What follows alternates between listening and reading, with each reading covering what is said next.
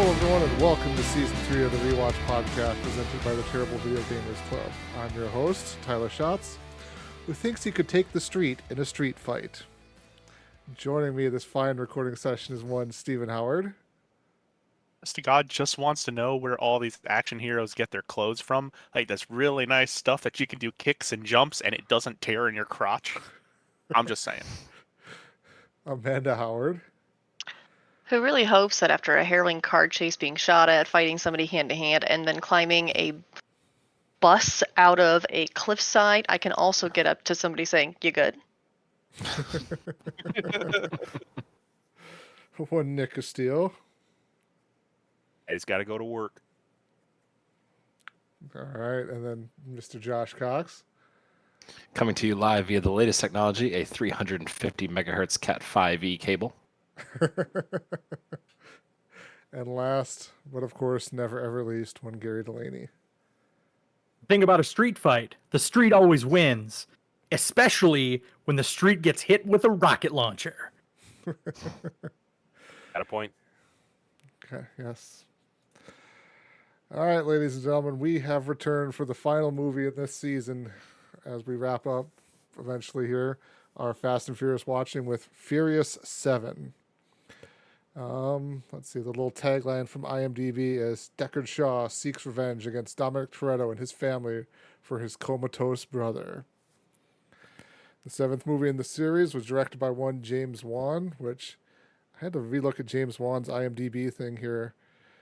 He did the original. He was the writer on the original Saw movie, Writer and director of the original Saw. and then I think he did the Aquaman. All of the movies, too. Aquamans, Yeah, both Aquaman movies. Like, and he's real I looked big at it, I was like, oh, he actually maybe has directed things that are all mediocre. well, he's real big too into the horror scene because he's got a lot of the executive producer credits on the Saw movies, the Insidious movies, The Conjuring. Yep, that is a true statement. But And then this movie has a ghost in it as well, which is kind of crazy. I'd say it has a demon in it. Ooh. Ouch. Which- let's- Not sure if we got EMF 5, but we'll see. it's those darn freezing temperatures we always struggle to get. Let's take a look here. What did the movie make here? So estimated budget of $190 million. Yeah. Opening weekend was $147 million just in the opening weekend here in the US and Canada. The gross in the US and Canada was $353 million, and the gross worldwide was $1.515 billion. A lot of So money. this movie really made some money here. And also, too, as we kind of touched on a little bit, too, I mean, there was an unfortunate life incident that kind of probably, I don't want to say boosted because that's the wrong way to kind of phrase what happened here, but like the tragedy of the actor Paul Walker passing away during the middle of the filming of this movie, I'm sure slightly helped, too, with that because everyone had to go out and see what are they doing with this movie, what is the last movie with Paul Walker going to look like and everything, too, so... Also, at the time, it was presumed this was going to be the last movie. Spoiler alert, there's at least 4 more. Yes. Milk that cash 5 cow more. until that cash Nick's cow holding is up the dry. fiver. Even I knew there was more movies after this. But at the Did I- time, I don't think it was presumed. And there might be another one coming out. Yeah. That's why I was thinking 5, because 10's a twofer. Yeah. And I don't know if they were counting the second one of 10 as the final, or if they were like, hey, maybe one more after 10. I don't know. From what I heard, at least, it's the second one after. The second part of 10 will be the conclusion, is what they're saying now. So Allegedly. Yeah. Allegedly. Yes. Where the heck are my notes? Holy cow. Just realized I'm starting the podcast without my notes handy Who's here. leading this thing? Yeah, I know. Anyways. So, I mean, to start off the film here, we get just basically a heck of an introduction for one Deckard Shaw, played by the great Jason Statham here. And stuff. Steven looks like he already has thoughts and opinions about just this opening scene. So this first opening scene, first of all, again, ex special operations dude. Obviously, he turns to evil and kills a whole bunch of people because that's what ex special operations or ex military people do in general. Nick, we're still waiting on you. But anyways, it just, so maybe this is getting a little far down the rabbit hole too, but this movie or this scene sets me up for thinking Jason Statham is going to be the most perfect killer you've ever seen in your entire existence. This one guy took down like an entire army in a hospital and blah blah blah blah blah, and he doesn't have like a scratch on him and all that sort of stuff.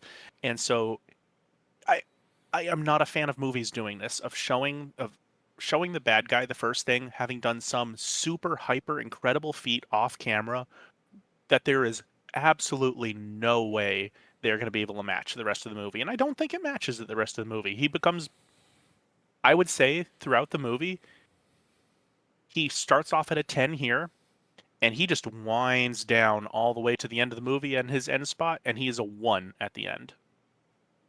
Steven, that's how I felt about you when I first met you. Still not the end yet. We haven't gotten to that 1 yet. Still rocking our way there, Gary. Sorry, that was a harsh dig, but I just had to swing. You got to say what's on your mind. I get it. Yeah. Gary's never wanted to Anyway, leave Steven doesn't like opportunities this out there. character. I would agree that they very intentionally made him like, that was how they decided to show it, was like a heartfelt scene between two brothers, and then it's like, oh, it turns out he was able to talk to him because he killed his way into a military hospital and had enough time to escape the military hospital before backup arrived. ET, JC? Shit. Wow. He's not even on this podcast, man. Jeez, sorry. Such an asshole. I would say I agree with Steven's overall comment that, yeah, he just winds down the whole time. And I would disagree with the classification that, like, and maybe Steven does dislike the character. I like the character as presented in the first few minutes. By the end of the movie, yeah, he's just generic, fast, furious bad guy. But the opening, it is a real whiplash for me in the opening scene because it's such an incredibly, like, oh, here's the first 30 seconds and hi, I'm the bad guy. Here's my motivations. Here's what I plan to do. And it's just like extremely just telling the audience straight up all the exposition that they need for the rest of the movie to be motivated. And then, like, you see how incredible he was at defeating all these people, and at least that's a fun twist to set up like the very by the book opening. And as we get to a later scene, like, he actually seems like he might be a good foil for the fast crew and how they like to do things by the streets and all this stuff. And then eventually he's also street fighting with them left and right as well. So I mean, I like the setup a lot of this character, but yeah, by the end, not a fan. Yeah, and to maybe clarify, I do agree with you. I did like the setup of this character. It's just the second I saw him walking out of that hospital with all that carnage, all that death, all that everything else, my first thought was they're going to have a real hard task keeping up with what they have set up for this character, and I'm just not sure they're going to be able to do it, and I don't think they did do it. I love how they started setting him up, and I'd say the same thing about his brother from the previous movie. I love how they start setting up the bad guy, and I just don't think they can pull it through. I agree as well. I think that in my mind, and I was talking a little bit about this with Tyler too, it's like I kind of mashed two movies together because I was thinking like, oh yeah, that's right. This is the one where he's the main bad guy. And we'll get into it later. He's not even kind of the real main bad guy in the movie. So it's like, is he really all that dangerous masterfulness, or is he just kind of like the backdrop problem for the rest of the story? So yeah, I liked his background, his setup. It's cool when it's like it's a family thing and like here's the anti-family timeline to like what Dom and the crew are doing. So it's got a lot of potential there, but yeah, they did not flesh it out well. Gary. So Steven said it kind of unwinds, and maybe I'm jumping ahead, but it's just a curiosity as he directed specifically at the character. Do you feel like his fight with The Rock is still on par? Like, I felt like that one still had some energy. The Vin Diesel fight was just trash, and I can agree So- with that. But like, the Rock fight was kind of sort of like it gave him some intrigue. He's just this guy who breaks into a military organization that we shall not be named, and and like just starts stealing things in front of a giant dude and doesn't even give a shit. Well, can I just a real quick respond there? It, I that is really close after this scene, and that's where I'm going for. He's a 10, and he drops down maybe to a 9 in that scene, and then it ramps down from there. So that's Okay. very early in the movie. Amanda? I do agree with you, just because I can see as I wish it's kind of a cheat not to show what happened and how it got that way. Like, as we're watching the movie, I don't really have a lot of background, so I was constantly being like, oh wow, he did all that. Oh, he did that. Oh, it's still getting worse. But because I thought, like, okay, he's a bad guy, he's really good at what he does. But thinking on it for the rest of the movie, you never see him do what he's doing, and I think they could have taken that to be a little scarier in the guy. But at the very end, when you were actually fighting him, he didn't quite live up to that same degree of proficiency that he supposedly was before. I think that's Vin Diesel's problem, really. Steven, if you have a direct reply to that, I'll let you go. Not a direct reply, no. I was gonna say one thing that stuck out with me the scene as well, outside of the Deckard Shaw character, is like, hey, Owen Shaw's still alive. Like, for all the craziness that happens on the whole airplane scene and like how we lose all these other people. Oh, the main bad guy, he just like, he's got some scrapes and yeah, he's in a coma, but hey, he's still alive. So another aspect of how characters never die in this series, I guess. He didn't even have like half his face was sort of burnt, but it wasn't even like two-face burnt. It was like sort of kind of burnt. I could only pray that most people that get in an airplane crash get that sort of injury. Well, the thing is, he didn't even get in an airplane crash. He got ejected out of the back of the moving airplane. Right. So that's all like supposedly like super road rash and stuff like that. Which, if you're riding a motorcycle and you crash and you're not wearing like leather pants, it will cheese grade your flesh off. So I would assume that this man would have less flesh on him. But to that point as well, this is also kind of a throwaway scene. Like, honest to God, you could have almost had the entire movie without this scene happening. And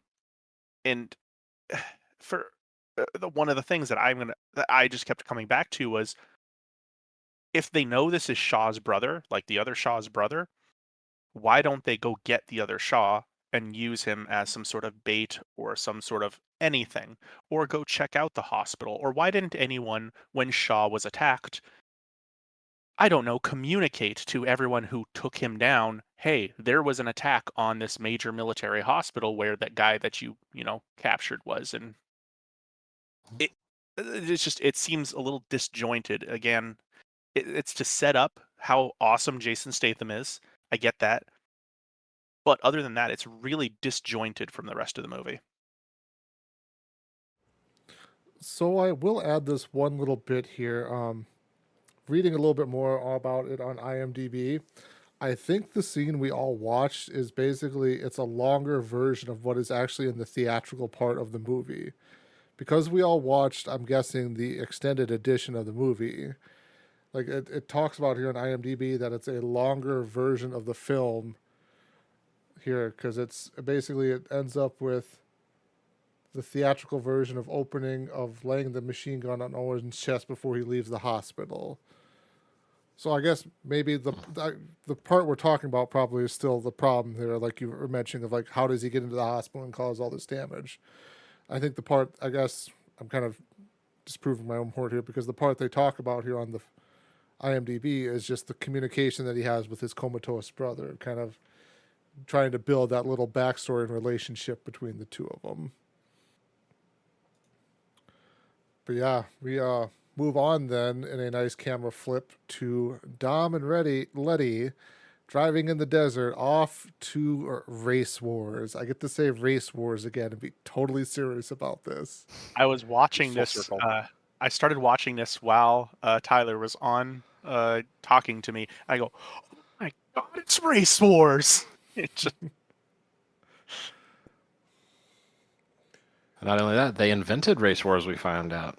Yeah. In the first one, it was like, oh, race wars is just a thing we go to, and now it's like, oh no. Right. They're OGs. They're Dom and Letty OGs of invented the race race wars. wars. Also, when you're retelling the story to someone with amnesia, he's just like, "Yeah, we invented it." Like that's. I think it was an exaggeration. I don't think it's a. Yeah, I don't take it too literal. I didn't take him literally. I think it was to imply that like, oh, like, are we gonna go to this? I was like, we invented it, meaning like we were here in the beginning. Like we are a known, like you are a known entity. Cause like, so she wins the race or whatever. It was like, everyone's super excited because she's an OG. Like she's a ghost. She's somebody who like is a mysterious stranger who comes out of the fog and like smokes somebody on the line. When you roll that critical chance, the mysterious stranger shows up. Yeah. Yep. I did like Hector made an appearance as well back from the original. Yep. Hector's back. Hector's back. also, Iggy Azalea makes a appearance I was here. gonna say, was as that who well. that was? I recognized her, but I didn't place her name. At first in my head, I thought Ariana Grande, but yeah, Iggy Azalea. I didn't know it But until she's the just a credits were random rolling, character. and I don't think she's playing She's a herself. female racer. No, she's not playing her. She's Yeah, not playing herself. She's playing a female racer. But I was just, it was as the credits were scrolling, and I was just kind of looking, and I'm like, whoa, stop! Was that Iggy Azalea's name? So I had to Oh, go you didn't. I noticed her in the scene, but I didn't Gary. know the name of her. I didn't know her Gary, name. who but- am I? How Gary would doesn't I know recognize You're that? a anyone. loser. Jeez, Gary's just coming out firing shots left and right tonight. He just teed it up for me. I can't be like, who am I? You're someone who doesn't know pop culture. Got it. No, Steven doesn't know faces with names. That's Steven's problem. Steven remembers what he considers important inside his brain, which is not names. That includes all of us. We are special because he does know our name. Yeah, Well- that's right, Samantha. Of all people, burn fast. And always he comes to your defense when you come to his. I do want to call out, I wrote down just a special note that Dom is apparently the racing Nostradamus there. When he tells Letty to basically keep it under 9,000 because the guy she's racing is going to Right. blow his engine. It's like, what? He's got the super sleuth ability to break down the crime scene from 4. Mm-hmm. So he's able He's to got- figure it out. +4 for Super Sleuth. Yeah. Investigation. Also, Investigation. Thank you. Race Wars, sponsored by Monster Energy.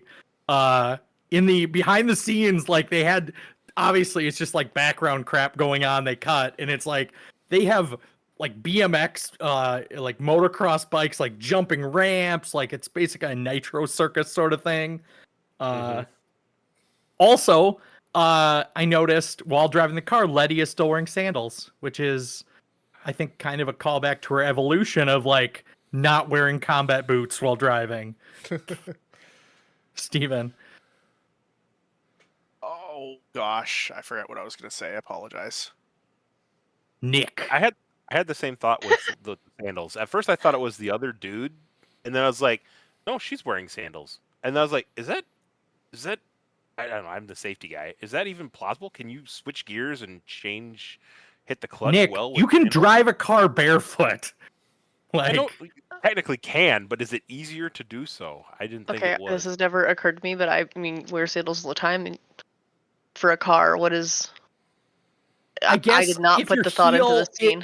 when shifting and doing all that, like if your heel, if you have sandals might make it hard to plant your heel on the floor Yeah, and like make good ankle movements, but I feel like that was my she's a thought. pro. I don't question is- it. This is literally a conversation that my grandfather had with our cousin while we went to a family holiday 10 years ago because she wore sandals driving to the place. And you guys sound like old fucking men. Do you know how old I am, Stephen?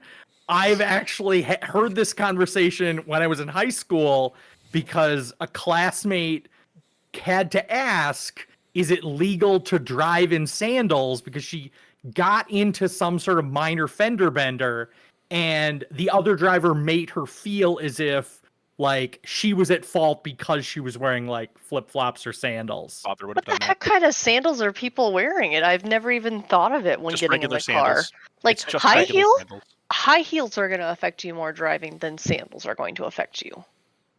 I don't I know. could see that. As the resident old person, I do think that it's illegal to drive barefoot in this state. Might be Well, illegal to well, run Good, drive barefoot. because I I do not. have. I was supposed to say I'm pretty sure it is legal to drive with sandals anywhere, Yeah. regardless of what my grandfather says. Anywho, random side tangent. I also I feel like believe this race. Nick. Just I want to put that out there. I think he's full of shit. So Thank you. Appreciate it, Gary. Love you too. Yeah, I love you do too. think that this race wars was also much more slutty than the original. Yes. It was. I think- saw a lot more underwear and a lot more ass in this one. I feel Yeah. like it was a consolidation of like like that scene in Fast and the Furious movies of like its roots, which is like fast women, fast cars, and subwoofers. Like they just like Yeah. consolidated all of that into this scene. So I wasn't that shocked by it. That's actually feel fair like- because. Oh, sorry. Oh, go ahead. You're good. I was gonna say I think that's actually fair because for the rest of the movie you don't get. I don't know if we get a single. Well, we do. That's a lie. We definitely get another party. I just remembered. It's true. It's a I got- classy people party. Got Classy comments on that too. That one's also classy.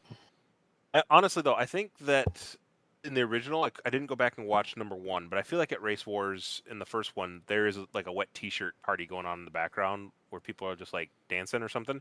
But it's like back there. It's not like, hey, bam, right in front of the screen. I think they have like a glass, like a plexiglass thunderdome of showers, like on a stage. So yeah, it's a whole different level of like fucking weird, Yeah. bro culture, and a whole bunch of people who would totally drive to the desert to be in a movie. Oh yeah. Coachella. Slight callback, but just because I looked it up, there is no law in any of the 50 states, at least as of October 2019, that makes it illegal to drive barefoot. So, Dang it. Screw per you, South Nick. Dakota's own Argus My leader. life's a lie. My life's a That's lie. good to know. It didn't occur to me to look that up, but it's good to know that I've never broken the law. Congratulations, Nick. You are with my grandfather. I've done Well, it. it should be. Just because I think it's illegal doesn't mean I haven't done it. Do you have to have I had pants a when nickel. driving? That would be my question.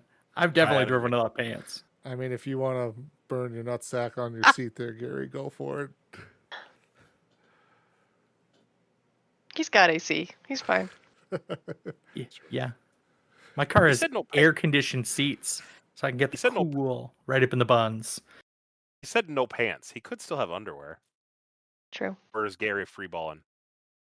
11% of our Free audience. ball. And anyways, we know. need to get back on. Anyway, track we and can actually- move on. I just made a offhand joke, and people are talking about my life. So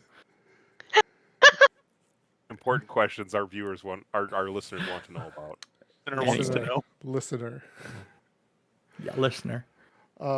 Now we cut to Paul Walker and his minivan lifestyle there. Of Super angry focus and Yeah, hold yeah. up one face. The Brian Smolder stare at the wheel, and then it just like and he's like gripping the steering wheel, and like it looks super serious, and then it just like flips to him like hitting the gas and then immediately hitting the brake in line at like a middle school. A middle school? What? Elementary Daycare. school. That's like Daycare. that's a daycare. And also, so what I wanted to point out was that is the most fancy ass fucking daycare I've ever seen in my fucking life. They come out to your car. If you don't know apparently how to open your van, that I don't know why he doesn't know how to open his van, but he doesn't know how to open his van. They'll open it for you. They'll pull out your kid for you. Like, as someone who also has to pick up their kid from daycare every single day, I have never once had one of the daycare teachers come out and say, anything to me. You have to go in there because guess what? They have kids to take care of. And rant. I assumed elementary school, and they like had a drop off, and they needed to hand the child off to a parent. Also, it's in California. In the Midwest, It's fucking cold, and you don't bring kids outside in the cold. Amanda? Hold on, what teacher do you think is going out to this elementary school? Like, oh, hi, Mrs. Rosa. Will you get over to my car and take my kids out, please?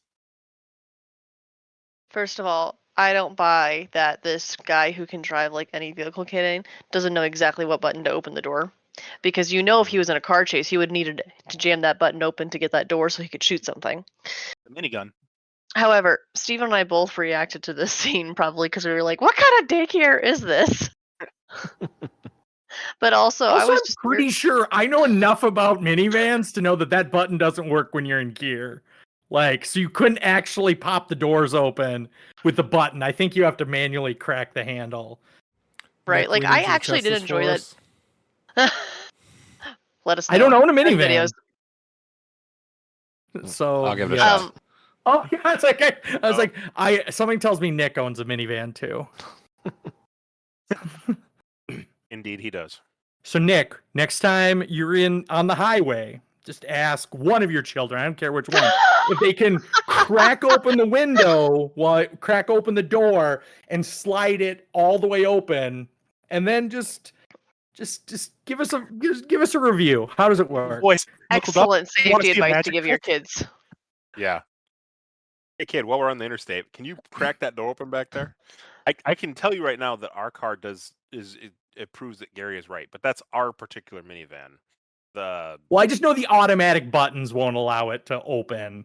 Like, it'll override like opening doors while you're in gear.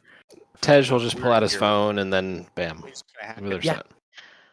Yep. Steven and I both kind of like freaked out over this scene, separate of each other watching it. Had to like come and talk to the other one about it because of the fact that I did enjoy the scene because Paul Walker's like intense Paul Walker vision there was hilarious. But I was also like, what kind of daycare is this? And two, do you see that carpool line behind him? I'm super irritated already being like, I am not waiting in that line to go 10 feet forward at a time, waiting for each kid to get individually taken out by their teachers. This is why you go in. I can drive their park, get my kid in there and get back before like 3 of these cars go by. Well, then you're not going to the Wildfield School Early Learning Center then. Well, apparently. And doesn't he have like a couple $1 million? There's no way he's paying for a daycare. You're saying that Paul Walker has a nanny? In this day and age? In this economy? In this economy? He tries out on a drug cartel like place later on. So yes, I think he'd have a nanny. And the safety issues that you would have, considering they're always having to take their family to another country for safety, he's got a nanny. Yeah. Pablo Escobar ain't spending no money. I had some money on that too. Cousin Mando in a Dominican. What the F? Like, just pops him out, takes him to some like palace in another country. How many times does this seem to keep happening? There's no way he's having to wait in the carpool lane for childcare. The nanny packing heat? Probably, if you can find the right kind. Oh yeah.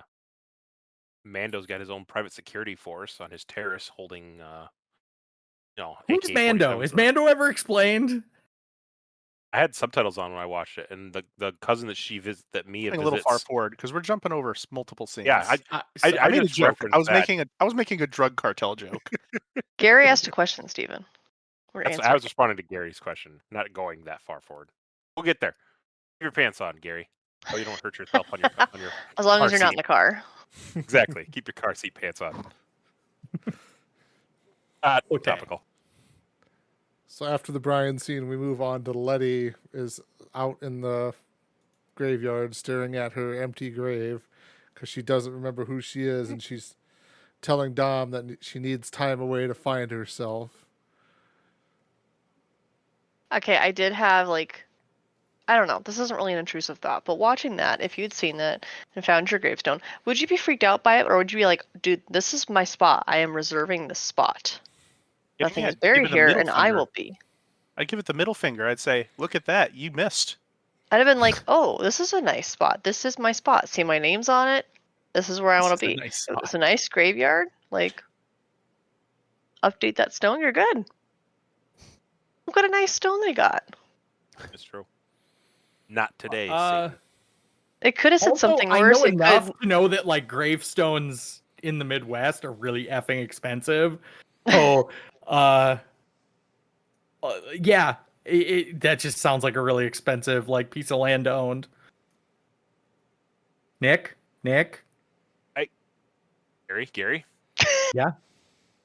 I had a thought too. I didn't pause it, but I was pretty sure that the gravestone said sister and like devoted daughter. We Oh. ever hear if she's got family on there or anything else? The family. She's always Nick, around her everyone's family. family. Yeah, Everyone's- that's definitely what I've heard. It says devoted daughter, and then it had like other words right behind it as it scrolled down to show the date, and I was like, "What? Who's the rest of her family?" I mean, obviously the joke is haha, but yeah, it just made me ponder for a second.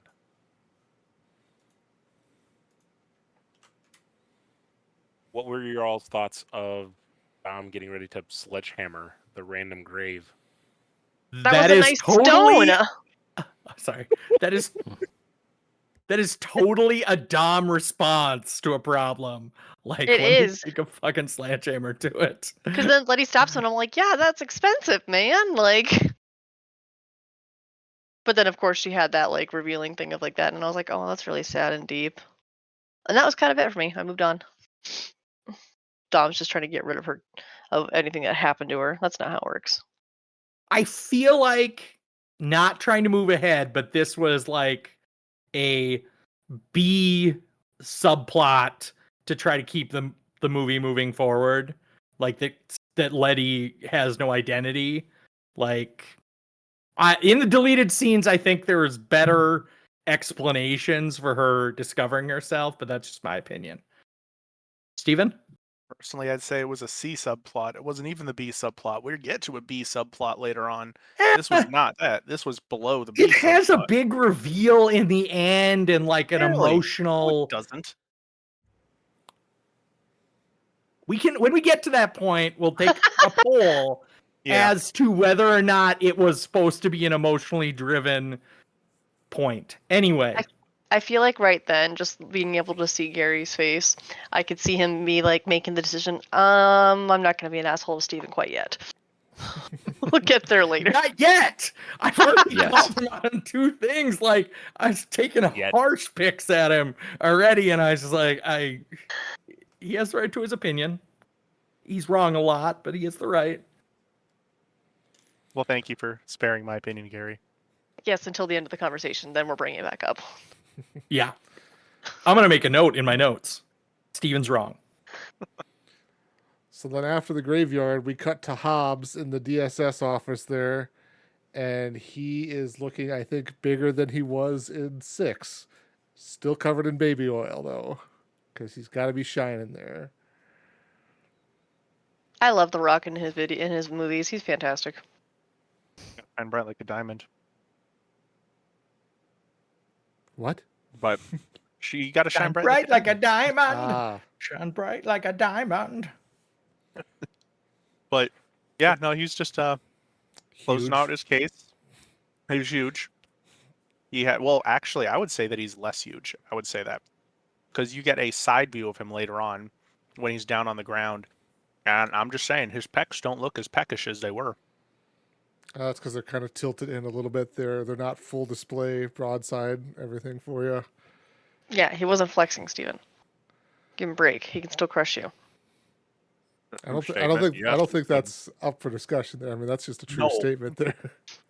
No, but I do love those like quick scenes when he's fighting someone, and I'm like, I'm sorry. I know this is we've taken an agreement on there's a special dose of reality in these movies, but I'm like, I'm sorry. I don't care how good somebody is at fighting. You're fighting The Rock. At the very least, they should show him having a major advantage. Instead, it's like, oh, look how strong this other guy is. In the behind the scenes, it talked about the fights. Like it definitely Jason Statham and The Rock talk very highly of one another about how they're both action stars. And jumping into real life, I think The real answer is that Vin Diesel is not good in fight scenes. That's my $10 opinion. Is that like The Rock, very good every fight scene he's in. Jason Statham, very good. Vin Diesel, B-rate actor. Well, I mean, The Rock comes from a background of professional wrestling, so he has the the understanding of the basic understanding, at least, of how to make stuff look good and kind of how to pull punches and make stuff look somewhat more realistic. I don't know. Is Jason Statham have like a martial artist background, or maybe? I mean, he's always JC, kind of are you searching? played that same like character type there of just somebody with a little bit more of a martial artist flair to his kind of fighting style there. And then plus two, what? Shotzi, The Rock's pulling punches. Are you saying that the WWE isn't real? What is the WWE? I only know it as the WWF. A WWF. It's a federation, Nick. It's not entertainment. Whatever. Get that World Wildlife Foundation out of here. I'm sorry. Mold. Well, here's something that I didn't know. Apparently, one of Jason Statham's first big gigs was he was spotted by a sports modeling agency while working out, and he was signed by Tommy Hilfiger and Levi's and Griffin, who I don't know what Griffin is, for their 1996 spring and summer collections. There's reasons why that kind of stuff doesn't happen to me when I work out. Yes, I am saying that he has a strong martial arts background. Okay. Black belt, karate, various martial arts disciplines. Okay. So, And I think that kind of works. How many black belts does Vin Diesel have? I mean, in the fight scene between Hobbs and Deckard Shaw, there it kind of works because you get the big bruising style of The Rock's character versus kind of the more on his feet agile Jason Statham. But then also too, I think this is kind of the era of where this started, or maybe it was even the movie before this, of kind of, you hear a lot about this in Hollywood contracts and movies and stuff like that, of this type of people can't lose fights cleanly, or the fights have to always be like evenly matched between the two actors because their egos are getting so big that they have it written in the contract. They can't lose a bad fight or something like that. I won't have a fight scene unless I win it. Exactly, yeah. So that's why the grenade comes in. The way that The Rock loses is by saving what's her name. Yes. Oh, That makes sense. It's blown out the window. Which again, he drops like what, 5 flights onto a vehicle. His landing was cushioned by a car. He should be fine, just like The And Rock. then the gal was completely cushioned by The Rock. Yeah, right. Just a cocoon of muscles. The Rock, like the guy who's called of The muscles. Rock. I am sure he is a soft landing. I do have Slightly to bruised. call out. He did pull off his finishing move there and gave Jason Statham the rock bottom. So I'm sure Yeah, that's I saw that probably on in the trivia. contract. If there's something in the contract, it's that like I need to do the rock bottom in every fight. I think that's about But we one of the also- few times that does happen in movies. I There, think 'cause he does it to Vin Diesel in the previous movie too. I think it was more of a suplex. But we'll go back and rewatch the fight scenes, Gary. Maybe it was a people's elbow. Maybe it was a people's No, elbow. I know. Sure. Definitely wasn't doing the people's elbow. But what we I'm do sure see is- Steven is getting none of this. No, I'm not. I'm trying to move on because I don't know what you're talking about even slightly. Thank you. But we do see that the reason why why Jason Statham is there is that he is downloading files on the people who, and I quote, crippled his brother. So apparently his brother's not even like super injured. He is just crippled. But it's amazing to me that he was, again, they make him out to be super special operations, whatever. But he gets in there without anyone knowing.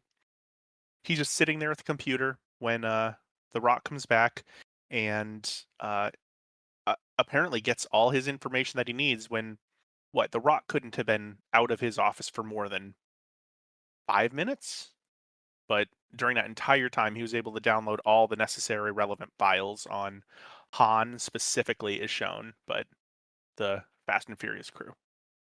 I always love those kinds of scenes. Like, can you if you ever jump on someone else's computer, even someone you know well, you just sit there and be like, where do they keep their stuff again? Oh my But he god, can do just they move find it everything in into 2 a single seconds. folder?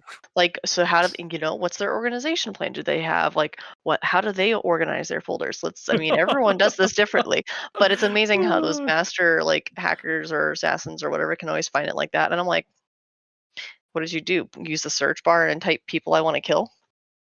Control F. Amanda, that makes me laugh because I think about like my personal workspace and I'm just like, I have procedures in folders, and some of those procedures are like 5 years old because it's like I needed it within arm's reach at the time, but I didn't need it enough to delete it when it was done. Like, do you organize it by people? Do you organize it by category? Do you organize it by time? It would take a few minutes of perusing, and the guy's got more than 5 files on there. He is using an actual ink stamp to mark captured over people's faces. Yes, He's probably not I was- super techy. I was kind of jealous of the stamp. That looked fun. Everything is in the Rocks downloads folder. Yeah. Yes. That's his level of organization. Also, he Just- said you're not an IT guy, which makes me think he has a personal relationship with the IT guy. Right? Probably there every 2 seconds. It's not loading. What do I do? Stupid thing. Fucking Learn his- meathead in the corner office Get it on and off didn't again. know how to click a button. Right? Won't even learn the IT guy's name. Just calls him the IT guy. He had the caps lock on for a week. Like, let's be honest. We all have our favorite IT guys. You don't call them the IT guy. That's just rude. That guy, yeah. I don't. That's the last time I had to deal with one in person. He was just such a hat. He was a hat of asses. Just such a hat. Anyway, Tell us how you really feel. Steven, I think you know who this guy is. You were in the I do. office when I know exactly who it is. Yeah, such a guy. Anyways, before Gary further calls out some random person who's not even a part of this podcast, Right? we Don't even shift- know their name. Listener. Just the IT guy. We shift over to life back at the Toretto household, where Brian is putting Jack in a minivan, and Mia and Dom are having a conversation there about Brian seeming to be unhappy with his current lifestyle and everything, and then Mia dropping it on Dom that she's pregnant again and hasn't even told Brian and everything. Already, Gary, what do you got? I was curious, like, I don't know. The behind the scenes didn't really explain like what was filmed before or after they lost Paul Walker. And I very much was curious if this scene was definitely CGI'd, because all of the shots of Paul Walker by the van are all like back of the head or side profile.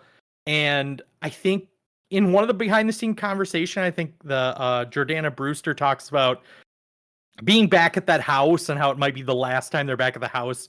And I think she said with like Vin Diesel, like as if maybe Paul Walker wasn't there anymore, and obviously it was going to be the last movie.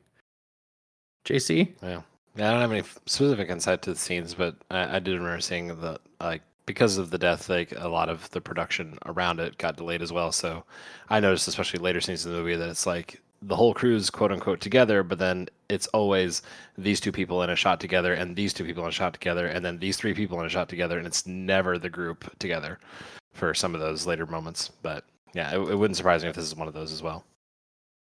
But You don't think I did that's notice- just artistic choice? Like, I'll I say point it that out when they because, get like, later, Justin- but yeah. Justin Go ahead. Lin in the previous commentary talked about how like I had to have all 9 actors on set all day just so I could shoot all the angles of a 9-person conversation.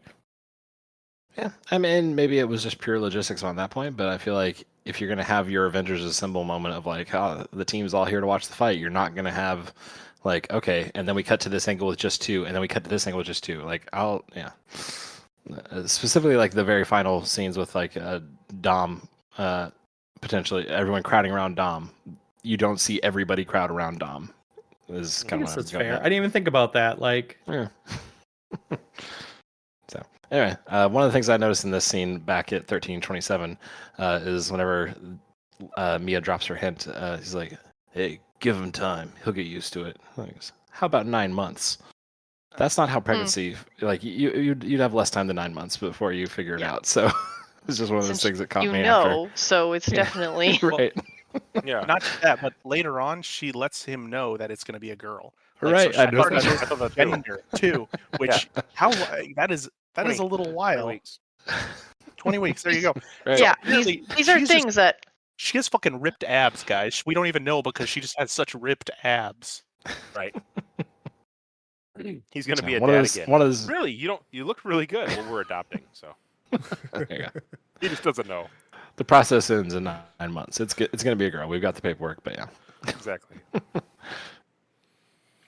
I did have one really quick too. Something else in the scene that is a callback to something that happens later in the movie is Jack throws the little red car that he's playing with out of the van, and Paul Walker, Brian O'Connor, picks it up and he goes, "Hey, Jack, cars don't fly," which is a direct line that Nick. we mentioned later. Nick, that's not a callback. That's a call forward. That's a call. There's a later honest- callback to that scene. Foreshadowing. It's in this foreshadowing. movie, Foreshadowing. he's right. Yes. But there's That's also right. 6 movies before this in which I can definitely tell you cars were definitely flying in This most is of those true. movies. This is There you go. true. I get it. But Because that was I- my I- reaction. I was like, I still award Nick no points. It's okay, foreshadowing. that's fair. That's your choice. Hmm. Sorry, Nick. Um, The judge said what he said. It's fair. I did want to call out to in that scene there, you see Brian's face bounce off of that windshield and like nothing is wrong with him. It's like, dude, your skull would have been Yep. fractured or there would have at least been a blood smear down the side of your face there because Or the windshields- car. car windows are not very forgiving. Actually, it's a sidecar window, so that actually wouldn't. That would shatter. Front glass has glue in it. All side windows on cars shatters into like ninja stars, It's except for not sharp. It's a minivan though. Wouldn't that have like a higher safety rating not to blow glass into the side passenger that's specifically designed where you would keep your kids? Ooh. I think the tempered glass on side things is for an escape thing, so you're not trapped in there, so you can easily shatter and then climb out the window. Shoot. So what I was gonna say is that I actually agree with Tyler, and I think this specific scene starts a trend throughout the movie of anyone can get hit with anything and show no bruising, no cutting, no anything. Like obviously Paul Walker's face is smashed up against the glass here. I think someone gets hit with a rebar across their head later, and they have like a small cut in their face. It's really the rock nice. falls out of a 5-story building and just breaks his arm. Yeah, like leg. we're getting. What is the movie where it's not Glass? What is the movie before Glass where the guy Unbreakable. Split. is Unbreakable? Thank you, Split, Unbreakable. But this is what we have: an entire group of unbreakable people. 100% right. Totally agree. However, I don't know. I really like that scene. Just, I do feel harder for like the child scenes where I'm like, oh, the poor baby. But like, I was like, look at him react so fast, move that, close that. Luckily, the kid's not a little older, so that won't be a traumatized like core memory in their head. But Right. you're absolutely right. Like they don't. I mean, if they can fall off huge distances. But Gal Gadot can fall off of like a motorcycle, runway, airplane. Apparently, she died, even though the other guy Survived, just got like yeah. road rash. Yeah, the lack of wounds struck me in this movie. Even compared to previous ones, I felt like it was more egregious here. And like the early rock fight, even with Hobbs or with Shaw, you see blood appear on his arm, but it's not from any wounds. It's just like he's just got some blood on him every now and then. But I feel like this movie also has multiple instances of people getting stabbed in the leg with glass or some sort of knife or something, and then that does not affect them at all for the entire rest of the fight. It's just weird. True. Yeah. I also, not just the people, but I liked how the bomb explosion completely decimated the house, but nothing to the neighbors' houses. It was very considerate. Very nice. I watched that video and then I actually rewound that part and watched it again just to watch the explosion. And they CGI'd bits of the house blow onto the neighbor's roof and everything, but there's like no damage, nothing. It's like a Perfectly fireball measured. force. Yeah, that Mhm. big. Like- you would think at least like some damage or something else Yeah. in the nearby area. You had no clue where the FedEx guy was going to drop the package. Called a Yeah. polite Measured. bomb. Thank you very much. There's smart bombs and then there's polite bombs, and this was a polite bomb. It's a polite bomb. Hmm. Conspiracy theory number 1.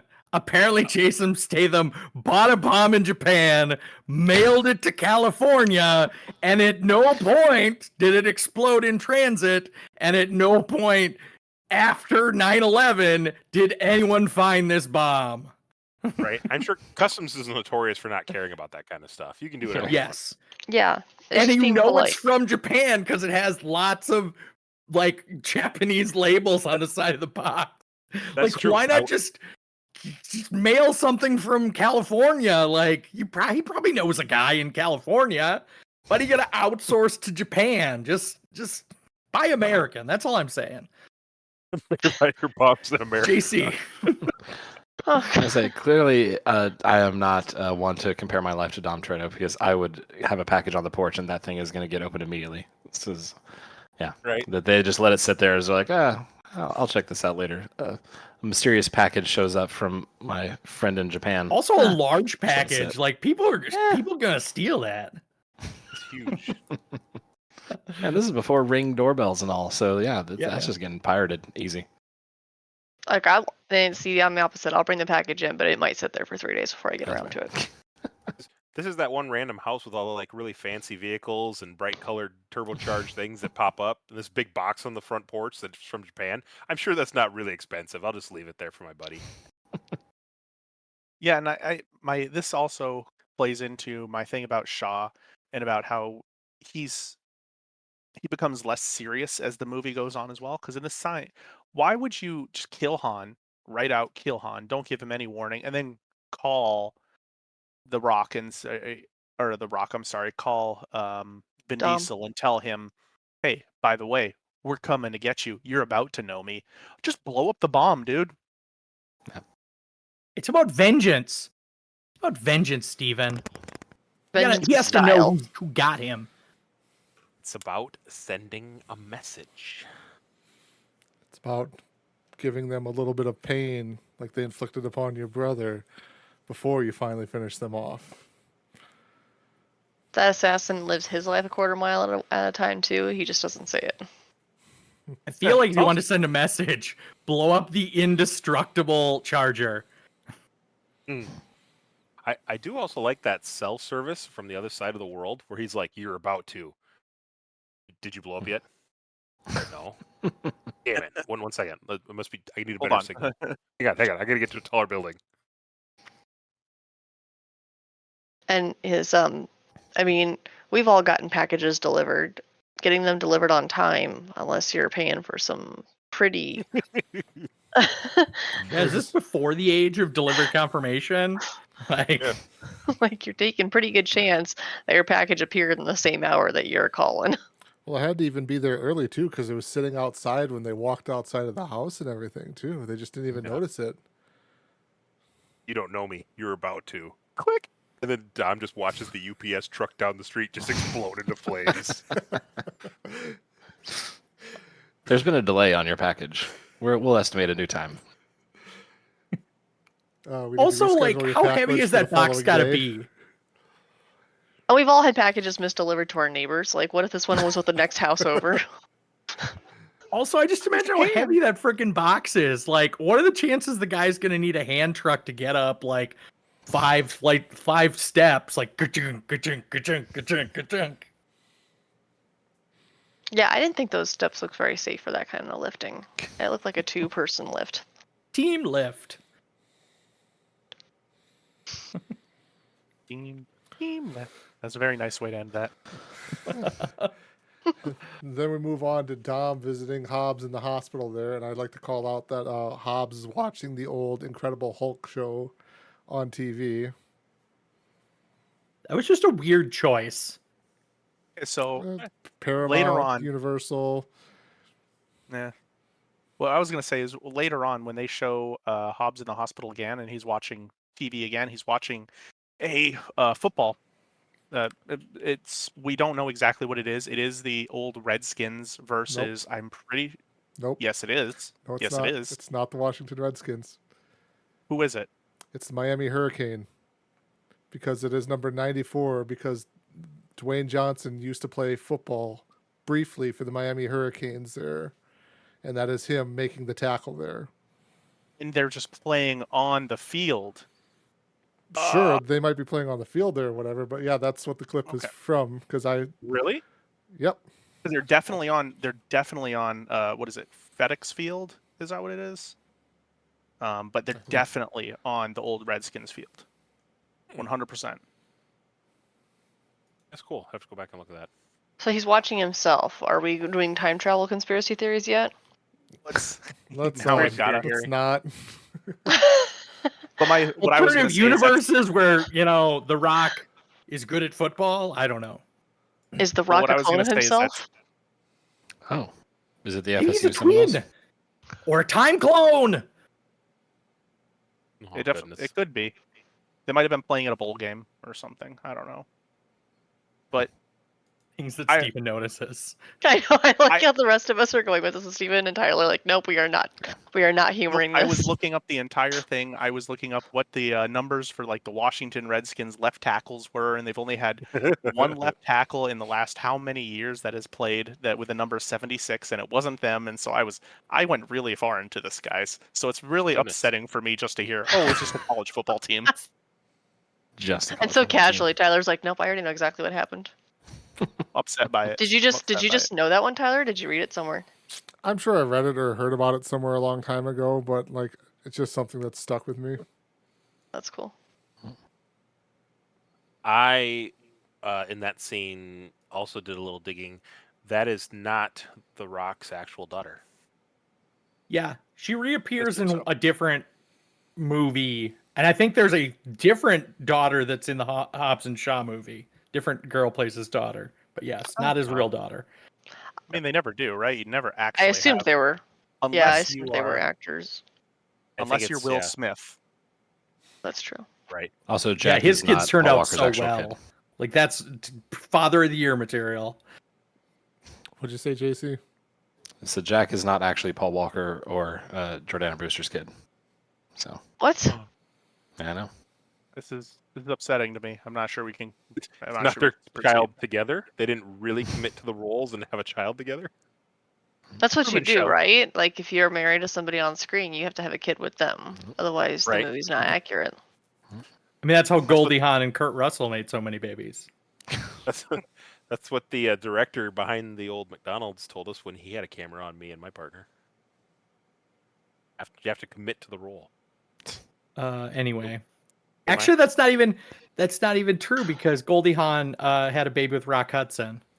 So, cut I my don't know joke who there. this Goldie Hawn is, but what I will say is that Goldie Hawn is. No, who the fuck's Goldie Hawn? Steven Again, doesn't remember, know He's like pop Kate culture. Hudson. Steven isn't able to picture faces with names from pop culture there, so You do know who Kurt Russell is, correct? Yeah, I do know who Kurt Russell is. Goldie Hawn is his wife. Okay, why would I know his Many, wife? many years. She Because she's Also a an very accomplished big actor movie in her own star. right. Yes. What does she play as? Oh gosh. In Overboard, the movie I don't know what Overboard Overboard with is. Kurt Russell, she is the main character. Okay. Anyway, Anywho, what I was going to say is that The Rock does give Vin Diesel a Deckard Shaw, I guess, bill of who he was. What is it? Dossier. And I did pause on that to make sure that I got through all of this stuff. They do not know when he was born. They do not know where he was born. They know he has a brother, and he was in either the Special Boat Service or the Special Air Service for a combined 17 years. How do you let someone who you don't know how old they are, you don't know where they were born, into your special operations, which the Special Boat Service is just as elite as a Special Air Service? So he is 17 years into the most elite British institution. They're just like, when was he born? It doesn't really matter, does it? Also, it does call out his ranks on that as well. He spent 9 years to make the grade of lieutenant, which is pathetic, and then spent another 8 years to make one rank up to the rank of major, or I'm sorry, 2 ranks up to make a rank of major. So maybe one of the issues that he had was that he really sucked at getting promoted. Insubordination based on how he plays his character. There you go. Maybe he chose to be there, Steven. Marco Ramius did. But the last thing that it does show is in 2008, he disappears, and it says whereabouts unknown, presumed deceased. So apparently in 2008, he went off the map. But before that, he was working with the Special Air Service.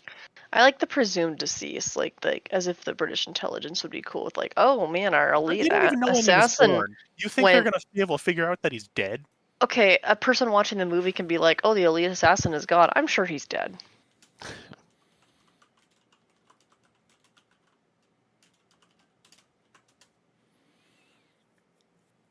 But no, I wanted to point out that because I thought that was a little interesting insight into who he is and just, I guess, how little's known about him. I guess He loves his brother. he loves his brother. And Dom is But he basically hates when giving- people know. Oh, I would say he hates when people know his birthday, so it's just secretive like that. It's the birthday messages. Like, if they would just have backed off, he wouldn't have had to delete it off of every database. I'm also just realizing here, this movie came out in 2015, right? I think so.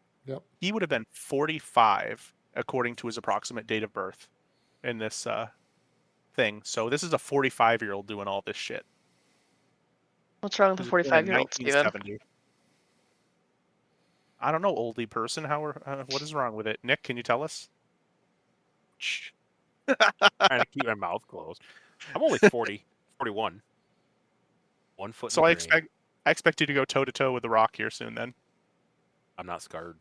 your 45th birthday. That's what you're gonna have to do. Sorry. Grab my tire iron out of my my car.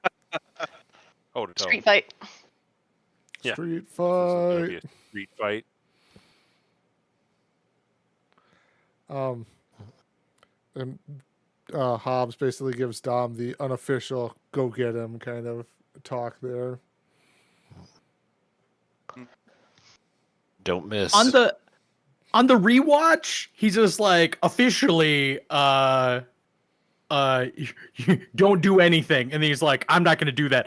Okay, anyway, what I meant to say was my bro answer is like, make sure he's dead, and it's just like, oh, okay, why not just lead with that? Like, you have to be official. He has to give the official answer first. You're in the hospital, dude. Like, just why can't you just be candid in the hospital?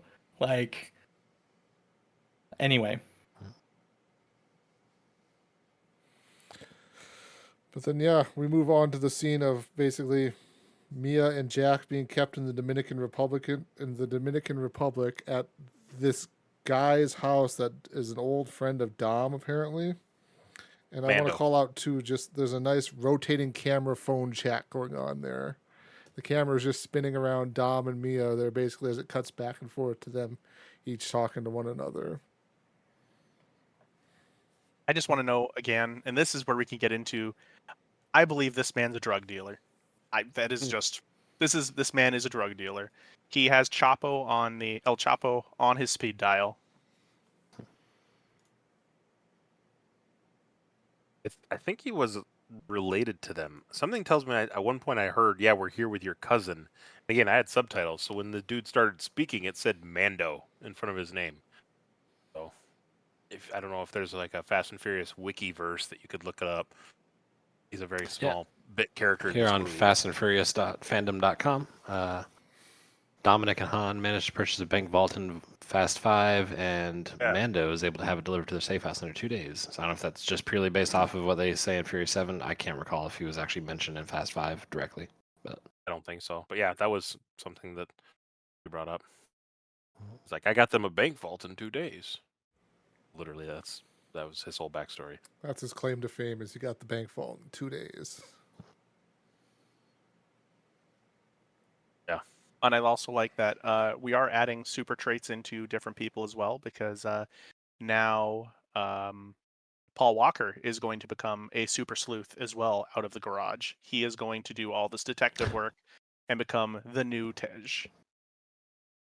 But also with like the way that Mia describes it as like, oh, he's got his whole command center set up in the garage, and then it cuts to him with a laptop and a little side screen. That's it. Compared to Tej's like 78 monitors, 6 consoles. Yep. I also really enjoy Mia's continued insistence that Dom keep my husband safe, keep the father of my kids safe, and it's like, if you're that concerned about it, stop sending him onto these missions where somebody at least likely dies on every single one of these things. Mm-hmm.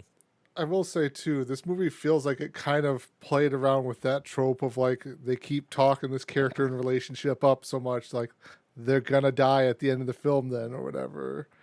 So it's like you constantly have that building up because she even says there basically after this we're done, no more jobs, you know. So it's just like, man, are they trying to lean hard into maybe setting something up here? There were a bunch of rewrites, obviously, with Paul Walker's death.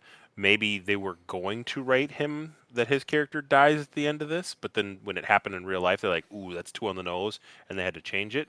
Or do we think that they were playing it up that maybe because he passed in real life, they wanted to write him off into the sunset and say that he survived, very much like what this movie comes to eventually? I think it's more What's your writing take? him off into the sunset there more than anything because I mean, I'm not saying it couldn't ever happen, and movies sometimes do this, but like killing off one of your, at the time, main characters of your franchise is a big, risky move for a Hollywood franchise to do. Mm-hmm. I mean, I would say that the way that every line, whenever they came up with, like, we'll have it very shortly here, promising Brian no more funerals, like, they all feel extremely written after the fact of like giving either a character some sort of pithy little goodbye in some sense to Brian's character, or just having a moment of like toying with the audience in the sense of like, is this how they're going to handle this? Is it a tease that he might be gone for good in this sense, rather than letting the character survive off screen as we end up getting to? Just because So, we've discussed specifically ourselves about how nobody seems to get injured. It's like the plot armor that everybody's perfectly fine, but all the characters are trying to talk about like no more funerals to show that they are maybe human or that they're not immoral or whatever. So, I don't know. If I went through half the crashes they went through, I'd be like, dude, you can funeral all you want to. I ain't dead. If you went through one crash that they went through, you'd have like a broken spine and fused all Yeah. that sort of shit. I'm There's never no gonna one drive here. again. Yeah. No, I'd be paralyzed. It wouldn't be a good day. Right. And then finally, we move on to them finally wrapping it back all the way to number 3 here and connecting the universe together.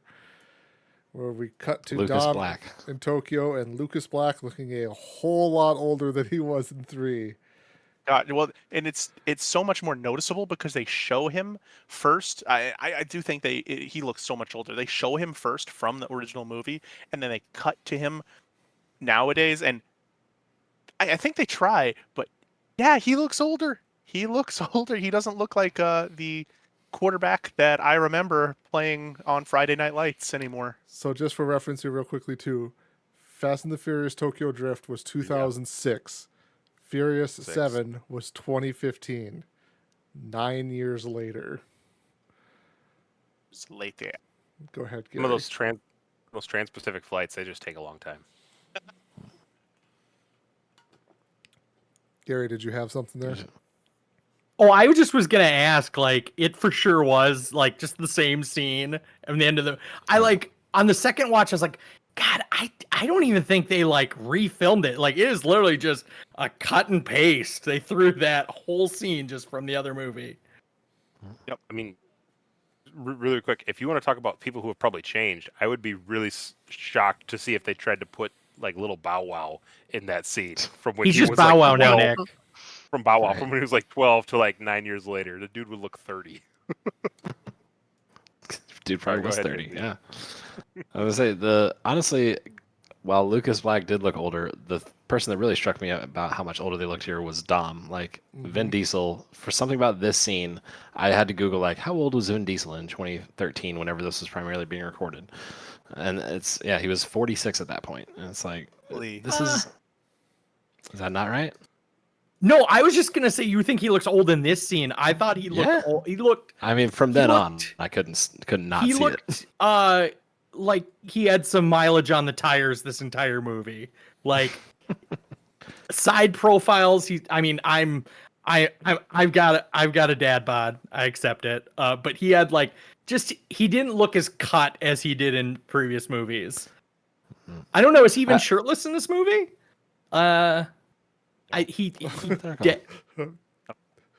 He definitely looks like he's just like phoning it in on being an action star at this point.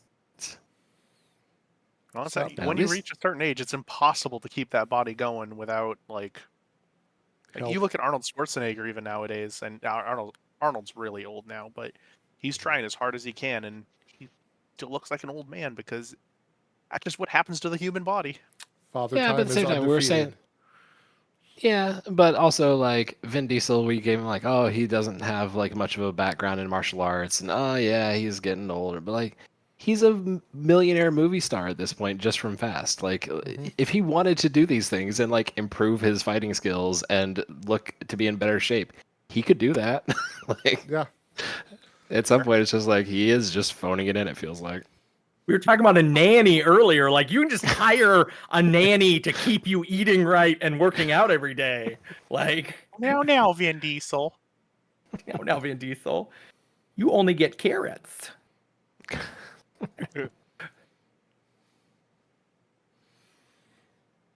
I assume carrots are good for you. I wouldn't know. I don't know. Hollywood's got such a bad reputation with how people do get in shape for their movies that it's hard for me to even try to comment on it. Mostly I did recognize I can tell everyone age, but I also feel like a hypocrite because I look way different than I did 10 years ago too. So it's very hypocritical for me to be like, wow, they've totally aged when I have definitely looked very different. Okay, compared to like Vin Diesel and Ludacris from the same time period of movies. Yeah, like, and I didn't look that good to start really, with. really good in this movie. Like he looks like he's ready to kick some ass. Also, Ludacris in the behind the scenes explained that he has martial arts experience. See, it's the martial arts. I just need to get into martial arts, guys. Like, there you go, Amanda. That's your new life work. There is just get into martial arts after this. There we go. Well, and so I will say they didn't know this franchise would go on this long, but obviously filming this and knowing that it is filmed 9 years after the fact, you don't have to make it so that everyone is frozen in time. Like the last movies didn't have to have happened 2 days ago or 1 day ago. Like, but years could have passed, and they could. I wish they would build that into it, because as the real people age, you can't hide that. I don't think you really can. So add it in there. You're getting up in age. You can't keep doing this. Something like that. I'm too old for this shit. Yeah, but I mean, also too though, they kind of weirdly wrote themselves into a weird corner that they didn't have to with putting that scene of Vin Diesel showing up at the end of Tokyo Drift randomly there, and then making it connect to this because Han was such a popular character that they then brought him back for 4, which is now the prequel to 3 and everything. So they kind of weirdly put themselves into that corner as far as like making people look weird on the screen. But I do agree with you though, Steven, like there are ways around other stuff of like, we can't keep doing this. We can't keep up this lifestyle all the time.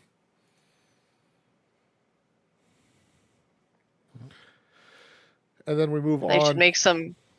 Go ahead. Sorry. I just thought they should make some comment to their kids of like, hey, there's only so many cars you can fall on after a 5-story fall before you start feeling it in your knees in a few years. Yep. Well, because like, how old is what's his name's kid at this point? He's got to be 4 or like 3. He's a little big. You're talking about Jack, Brian, and Mia's kid. Yeah. Okay. Steven, I don't have that. I don't have that skill to identify children by age just by looking at them. Sorry. In looking at them is so hard to judge just because like it has to be the development that I'm trying to decide it by. Probably like I would have preschool guessed age. 3. Yeah, he has to be between 2 and I'd say 4. Between 2 and 4. One way or another, that's showing that 2 to 4 years have passed before he got Mia pregnant. So you can work around that. Okay, it's completely random thought. When he drops the car, it isn't a Charger. It's a red car. So he doesn't like Chargers. That was a joke from the last movie. Is that Dom like hands him a Charger car? It does look like more of an. It does look like more of an import though than it does an American muscle car. Anyway, that was all. Then we move on to the funeral scene there where, as this funeral is going on, Dom walks up to have his inner monologue or outer monologue in front of Han's picture. And then he just happens to be the only person who catches this car, which happens to be Deckard Shaw, and then happens to be the only guy to walk away without saying anything to anyone at the funeral there while Brian and Roman have that conversation about no more funerals and everything like that. Go ahead, Steven. So he doesn't even see him. He spidey senses him. That is my conspiracy theory, is that he didn't even see him. He felt his presence. He was able to understand the aura of Deckard Shaw and able to sense him somehow, because he does a slow turnaround as Shaw's car is coming out. It's like, what's going on here? Conspiracy theory number 2. I already said a Dom conspiracy theory. dislikes imports, but he really dislikes Aston Martins and British cars. Aston Martins. Austin Martins. Nope, Is that how it's spelled? It's gonna be Aston. Austin. It's gonna be Austin now. It's an Austin Martin. Austin Martins just can't turn around in an alley. You get stuck and you have to go back and forth a million times. Yeah. Don't give your car brands dumb fucking names, and I won't struggle with them. Wow, that's But a whole can of worms right there. Aston Martin, terrible dumb car name. But I agree. Like, no one also pays attention to him leaving, and he guns off too. And this Dodge Charger is not a quiet car, so he's going, and everyone's like, and we're here today to honor. As we continue, what is going on with this scene? Also, apparently Han is from California. Not at all established that he's from California before this. Well, he could be from wherever he wants to be. You can bury him wherever, I guess. Yeah. They're in control. He's dead. He doesn't care anymore. Remember, They're And the family. plot. They're the family. He said at one point Plot, we can go to Tokyo. He's like, we've never been. So it's not necessarily like he's family's from that part of the world. 'Cause where did they meet Han from? Was it in which one? It was When his character was 4. introduced. Or 4, and That's they when they were in in the Dominican Republic Mexico, already. the Dominican Republic already. Yeah, so it's kind of from wherever. Just said, I know a guy, someone who can fit in anywhere. Oh, I know a guy. Yeah, right. I also Stephen was doing the background eulogy talking there of the background music too. When Dom does his little soliloquy and walks over to the grave and talks, the pastor person is still talking in the background, giving the eulogy. He's just, random dude gets up and starts talking to the casket in the middle of the service. It's like, who's this dude? And he gets in a vehicle and just cruises off and just keeps talking. Yeah, I thought that was very odd as well. Tough guy Dom has to have his character building moment there. He's real Exactly. deep and sympathetic and eulogizing people. Is Vin Diesel part of the? Is Vin Diesel actually part of the production staff for these movies? he's the executive producer from 4 on. Okay, Yep. so I have comments later on. Yes, I'm sure we have the same comments there. Yeah. He is a driving force of how the plot, everything is written. He is management. Well, yeah, we'll get to it later here.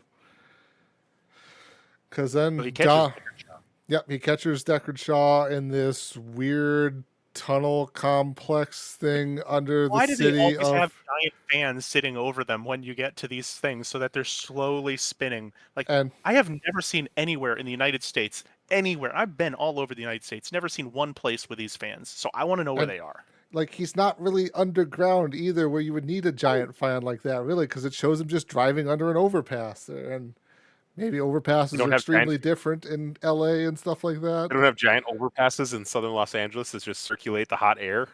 Yeah, Having been to Los Angeles, I can say, no, I have not seen those. And maybe I'm just Well, missing them. you're in the wrong part of LA then, Steven. You need to be in I was.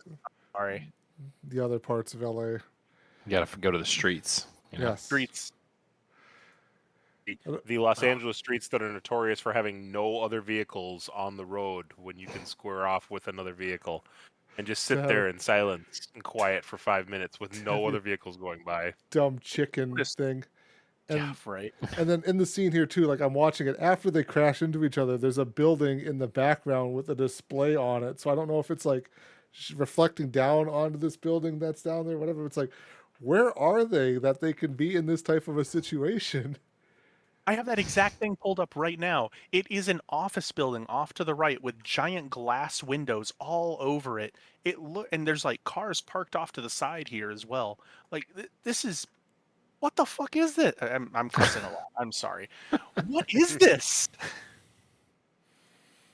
Also, that they T-bone one another, and apparently it's called out that Shaw has reinforced his bumper, but still has no airbags. Like, maybe spies can't use airbags, but I feel like you'd want to keep that on. I mean, why use airbags if you just have the action movie net crack at your disposal to fix whatever's wrong with you? Done. Completely indestructible. Going back Forget to Bruce's point, Whiplash. completely indestructible characters.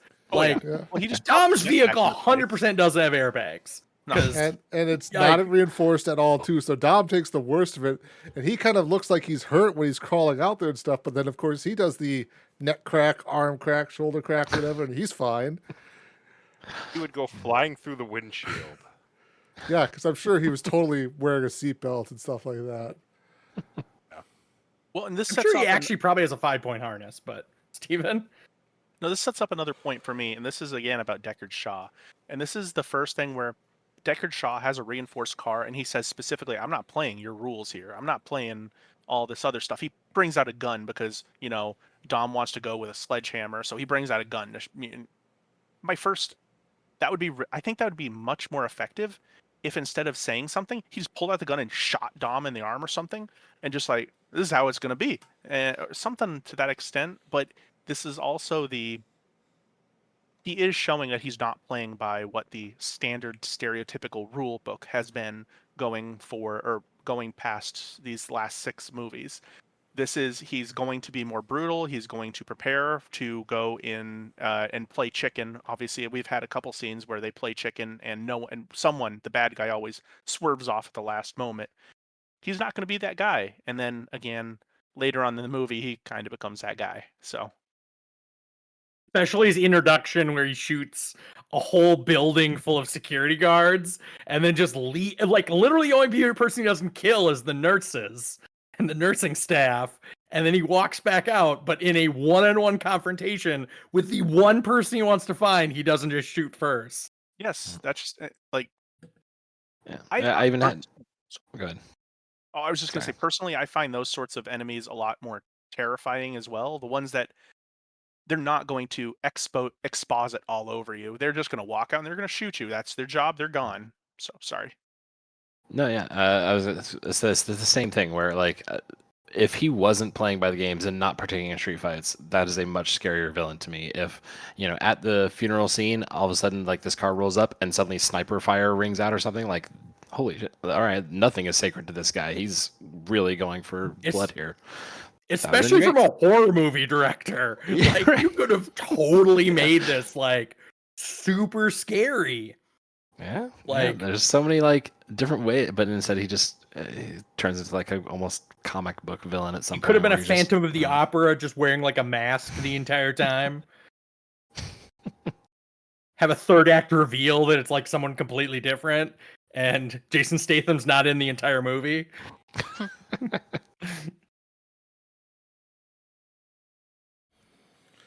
And then we get the out of nowhere save because Shaw has the drop on Dom, and we get the out of nowhere save from Mr. Nobody and his crew of agents. And Mr. Nobody is played by the one Kurt Russell. Told you I know who Kurt Russell was. No notes. I love everything about Kurt Russell in this movie. Yes, 100% agree. Fantastic. He is amazing. And we get the. I do have to call out the famous scene where they're back at Mr. Nobody's place there. He's talking to Dom about some Belgian ale, beer, whatever. And Dom's like, I prefer Corona. And then he just pulls out a bucket of Corona with ice. That was one of the funniest moments I have seen in a movie in a long time because it's almost out of a commercial. He just pulls out an entire bucket, puts it up. There you go. But you should really try this Belgian ale, which, by the way, if there's anything that's ever made me want to try Belgian ale, it was his performance in this movie. So,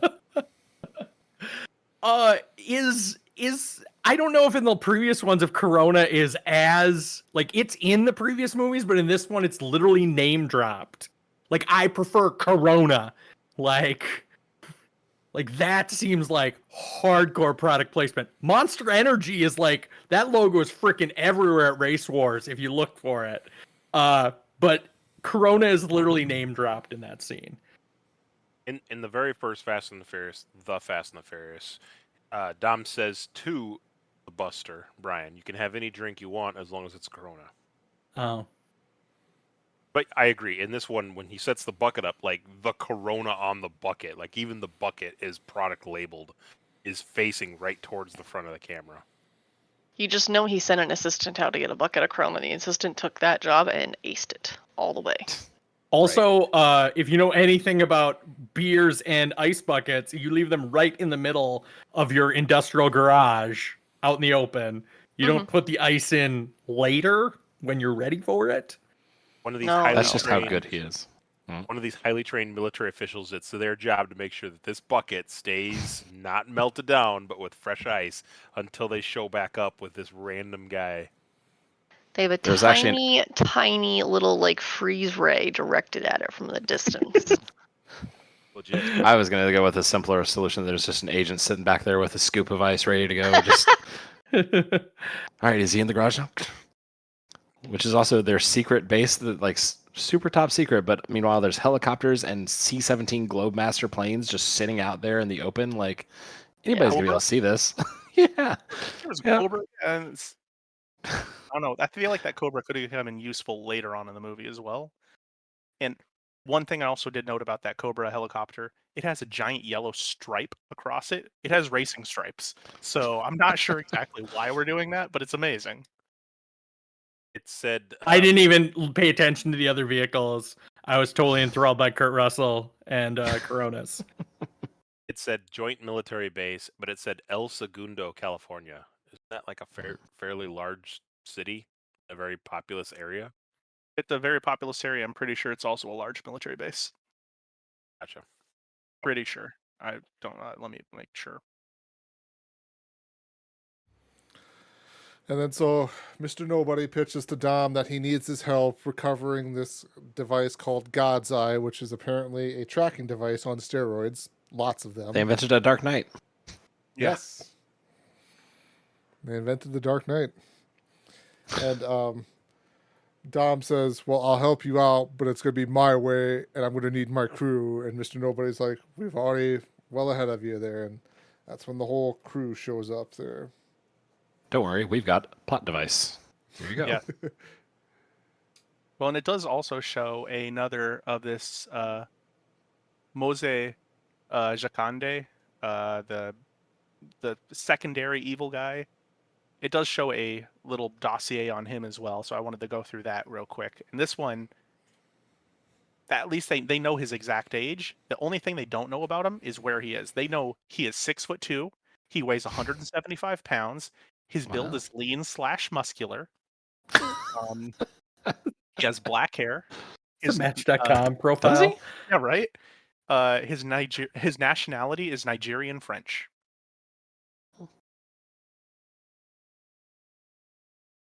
So Steven's all about the dossiers. you need to Dang. know who you're up against, all right? Today I learned.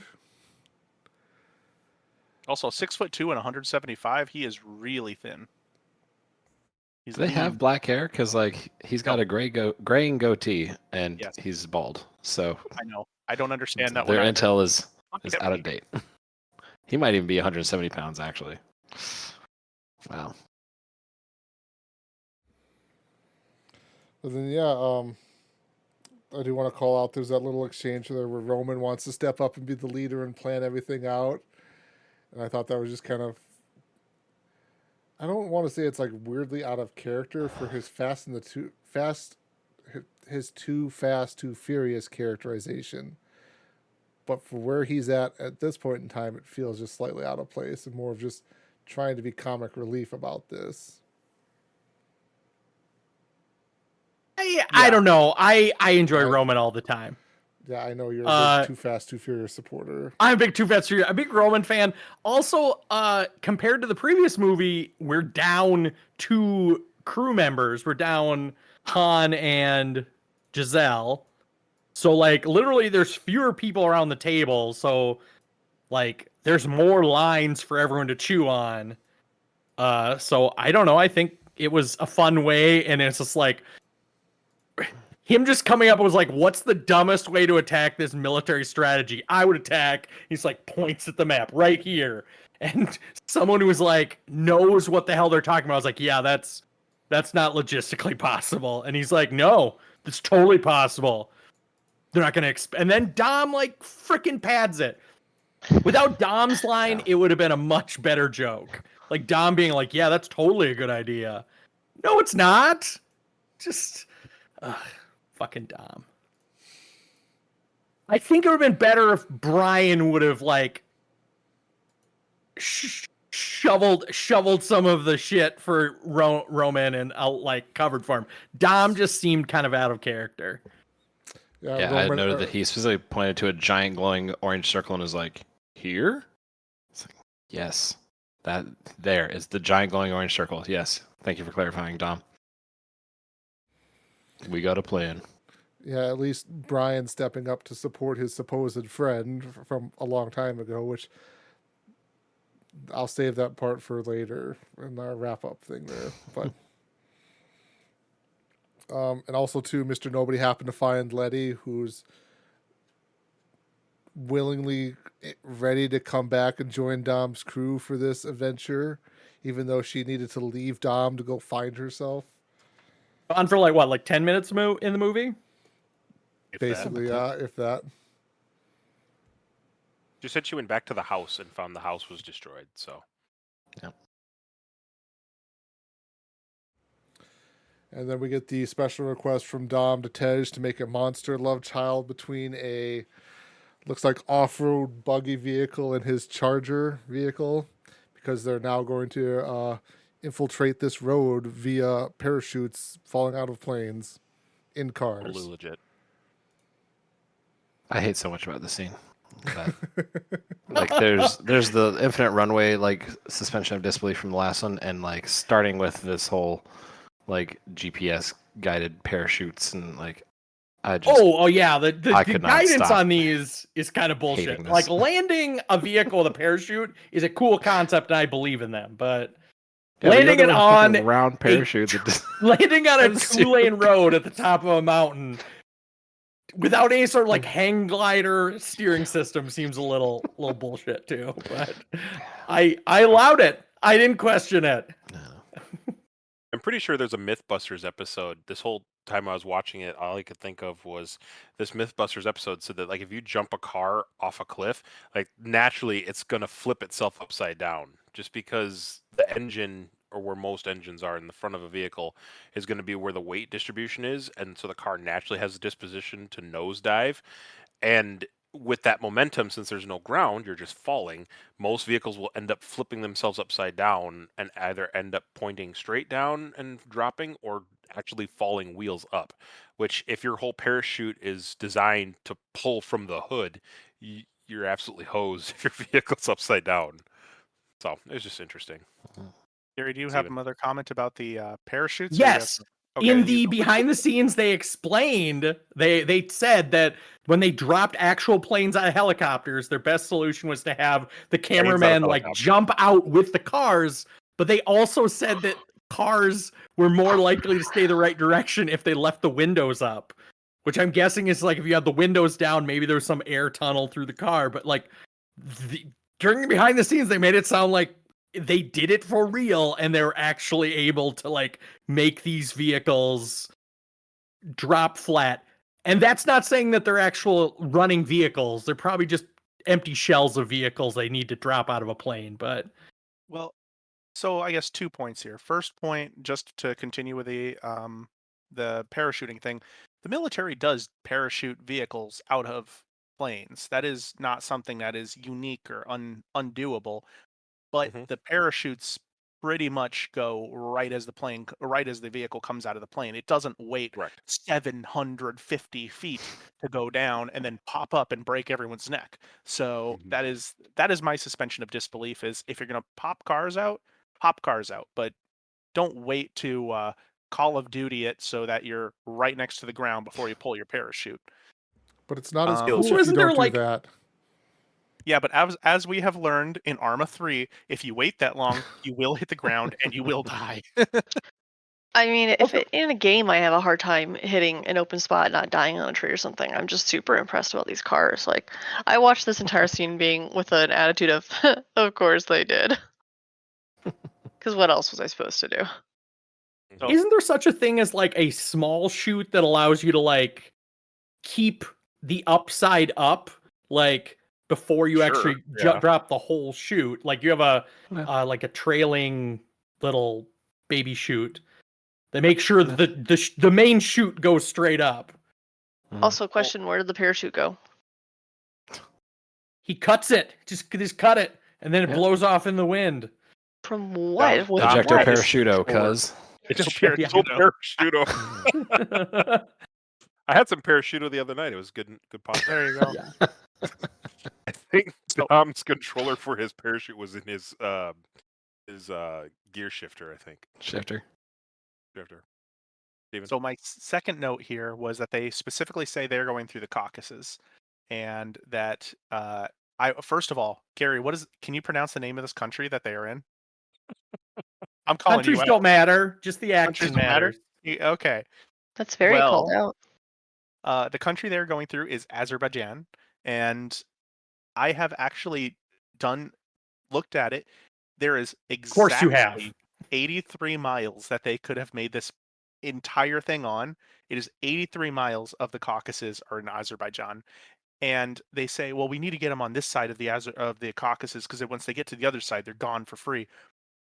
My friend, I'm here to tell you that on one side of the Caucasus is Azerbaijan, and on the second side of the Caucasus there is still Azerbaijan. So I'm not sure exactly where the need is to get them while they're there. They said that basically on both ends of the road that there's fortresses that are heavily armed or whatever, so they need to get them in the middle there where they can't get reinforced for backup or something like that. I believe is what they're hand waving away the bullshit. Okay. I will also say there are no fortresses, but I Not have that fun. you can see. No, that you're right. Not that I can see. Anyway, any other notes on the bus fight? Are we talking No, about I- the let's bus fight. fight? Perfectly Jeez. plausible. Perfectly cow. plausible. Why did Dom's car have two tires on its back? For what reason did it have It's a rally the ability car. to drive upside down? That doesn't mean anything to me, Gary. The word rally car means nothing to me. Just like the word Okay, Azerbaijan I'm an means idiot, nothing but to I, you. I would assume that in a situation where you I want wanted that the as a back thumbnail. tires, the Yes, front I'm an tires to be idiot. bigger, you'd keep a spare set of two of the tires so you could swap them out for more torque or more vroom vroom. Your car like that, so it looks like you could drive upside down. I'm looking at that car, and the only thing I can think about is, oh, he's going to try to flip his car upside down and drive on it upside down. I do Did like not how- did not cause a suspension of disbelief. In that whole scene, the tires were not the problem. I like how they know they're going up against these super military-esque like vehicles and teams, but only Tej has bulletproof vehicle.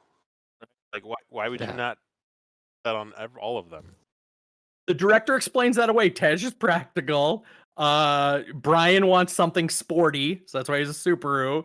Yeah, Dom that's is Dom, and I don't think they explain why Letty has whatever car. It's a Letty-ish vehicle.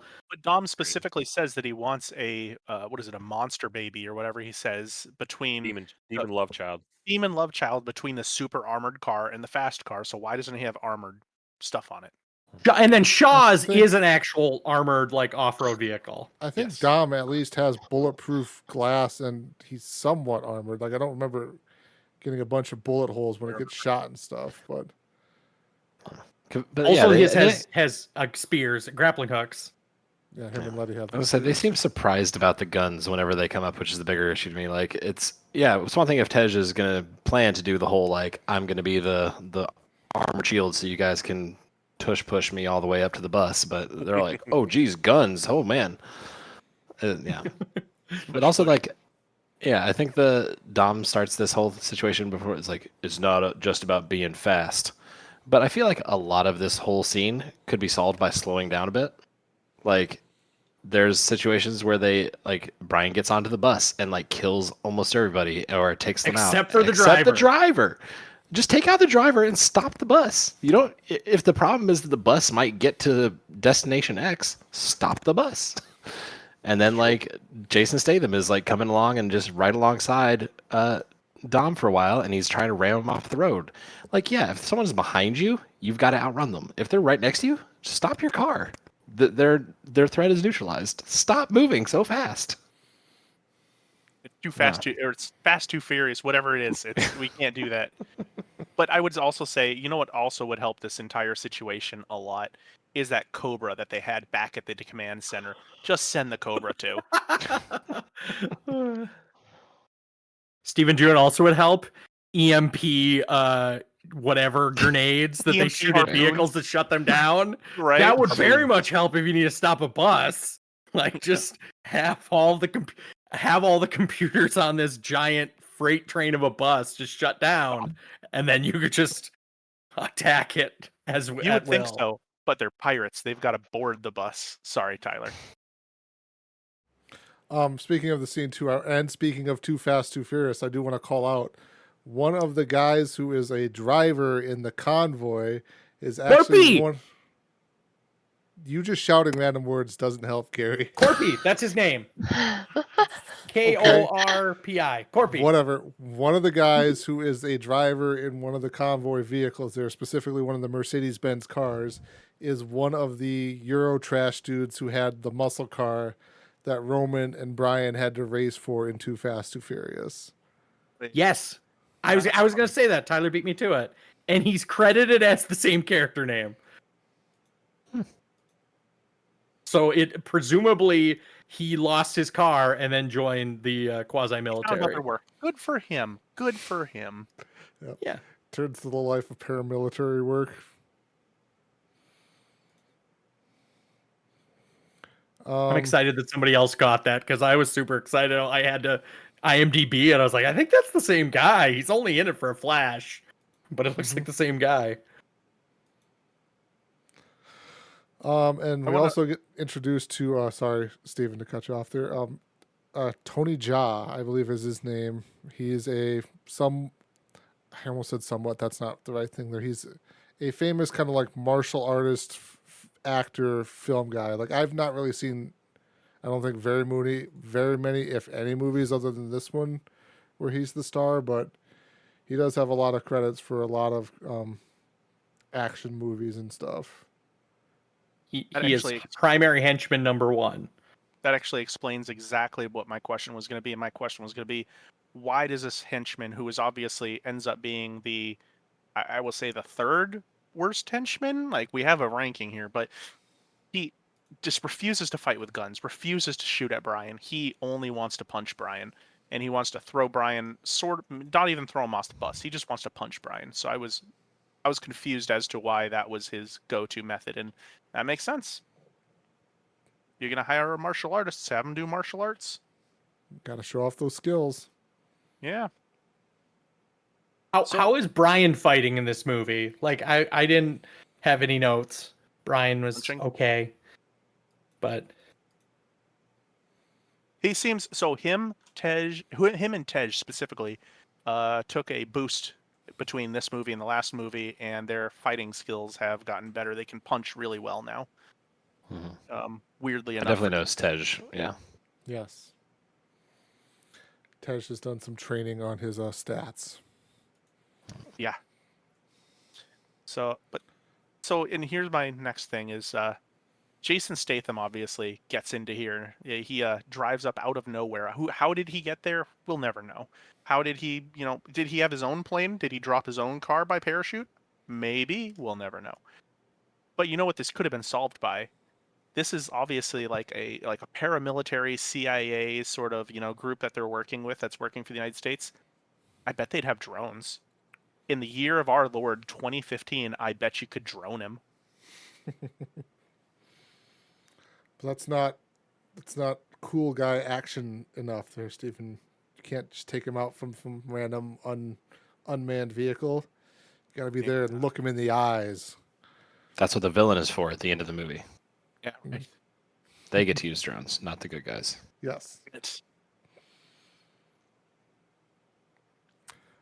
Anything else we want to kind of touch on about this whole scene there? Maybe cut to the ending of Dom staring down the other bad guy and whipping his donuts and causing a dust cloud. maybe just the point that I don't know exactly what Shaw's point was about whipping out the sniper rifle and then staring down the scope, and the scope is like a 2x scope, maybe.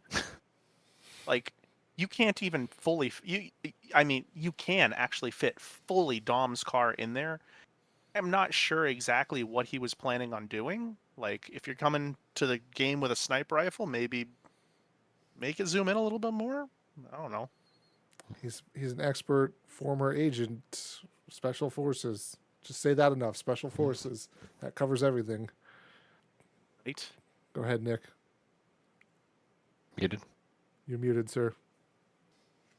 What a loser. Oh no, you're not muted at all. No, we can't hear you. technology issues. I referenced the in Pokemon terminology that Dom used his previous ability roll. It was effective. And it seemed like this is. We mentioned that the previous one was set up to be a two-parter and then kind of got smushed together. And this one might have been a two-parter as well at some point because Dom rolls twice.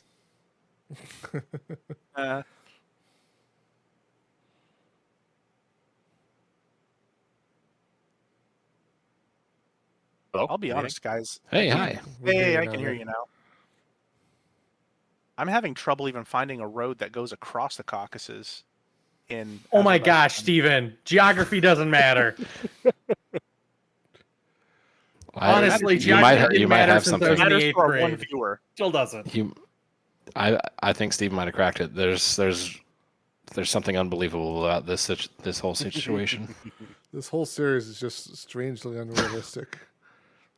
I don't know what it is exactly. One They viewer could have picked up demands- a map. Tell them demand to this. look at a map. None of this makes sense at all. I was going to say my one comment was before Dom drops his vehicle off the mountainside. It's just bus run by Paul Walker. That's pretty impressive. Mhm. At first, I thought he was like running the lengthwise of the bus to get back onto the ground, but you see when Letty rips her vehicle around, he's just like running in place as the bus is sliding down. And yeah, willing suspension of disbelief and all, but I thought that was pretty impressive. Hold on. What? A stunt guy actually jumped off that bus, Nick. I think Like, I it was did- I timed. did It hear was that that perfectly was timed, real. but an actual stunt guy made that jump. Yeah. Like I said, it was impressive. You're impressed. Nah, you're not impressive. Sorry. Almost got the compliment from Gary. Yeah. Almost. And for once, too, a vehicle falling down a cliffside doesn't explode into a fiery ball. It just crumples, and that's it. Right?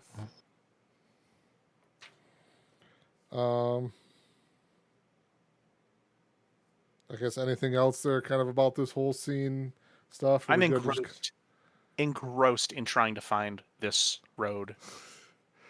All right, Steven's going to spend the rest of the podcast. Is this the not Greater talking. Caucasus Mountains or just the regular might have Caucasus found it. Mountains? I'm looking too. I found it. Found it. Careful, We can the still move rainbow. on because this will take a while otherwise. Yeah. No, Okay. I got careful searching up Greater Caucasus when you're looking online. it. Hey.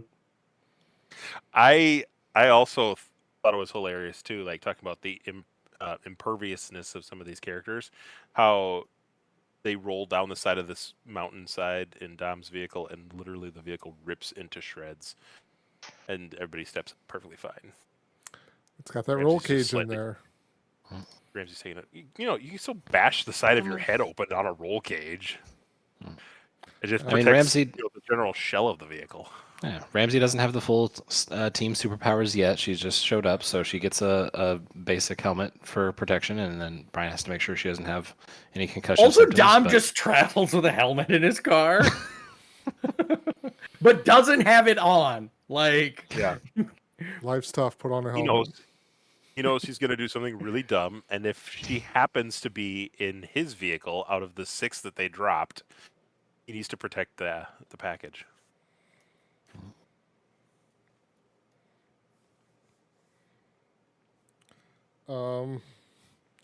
Next is kind of Thanks, just a scene we just move on to after they all get out of the vehicle.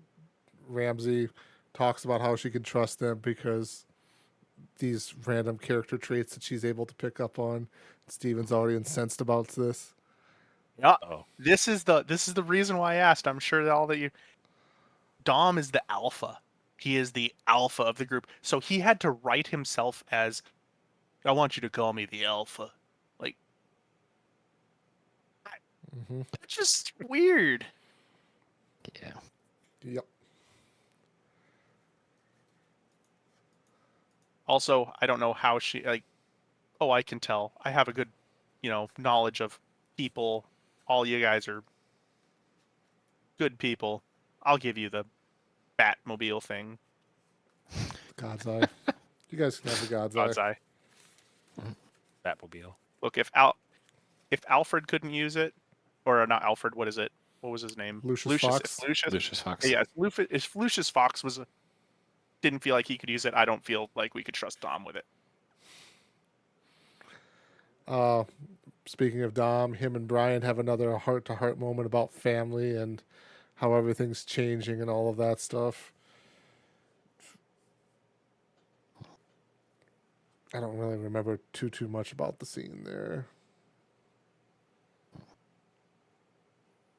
Find out that Roman is the double alpha. That's Yeah. very likely that he is not. But then we transition I would to say he is the double alpha because he is much more muscular in this movie than Vin Diesel. that's not how that works we get- here. But then we get to move on to Steven's favorite filming location. Abu Dhabi. We get to go to the UAE, Yep. and so as this scene progresses, it just gets worse and worse for me because obviously they drive up and everyone's. Abu Dhabi is a little bit more, and I use liberal in a small L, not a big L, but a little bit more liberal than the places over there. But these girls are walking out, basically just Yeah. everything showing all this sort of stuff. I'm just like, oh, we're really presenting Abu Dhabi in a not Abu Dhabi light, are we? Yeah. In the Taken end of the credits, Steven, actually it's the last thing at the end of the credits. There's actually it takes up the full screen. It says visit Abu Dhabi. Like, so not only did they film there, but they obviously took a little bit of money back to advertise tourism in the country. Well, that's UAE and Abu Dhabi specifically is huge on advertising there to go vacation there for rich people. So that is Mhm. why it would why that would happen, and that marketing kind of scheme started really hitting hard in probably 2009 2010, so it would be at the full height of its effect at this point in time in this point in life. But we also got to ogle Ramsey, and her lady bits get to jiggle very nicely for the camera, I guess, because that's what we've got to do In slow motion. in slow motion. So I'm just gonna. It's sit a in this very lawn Bond chair. girl-ish Yeah. scene. Very Bond girl, like coming out of the water. Well, I We're would say just they gonna also sit in have this lawn chair and watch you come out of the water in slow motion. Do I really have to? I'm sorry, but the executive producer says that that's what the actors have to do.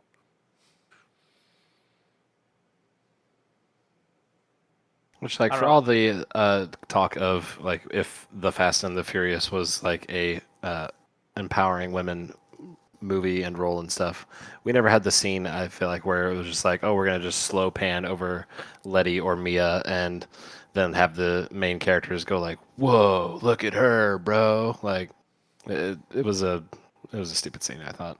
Mm-hmm. And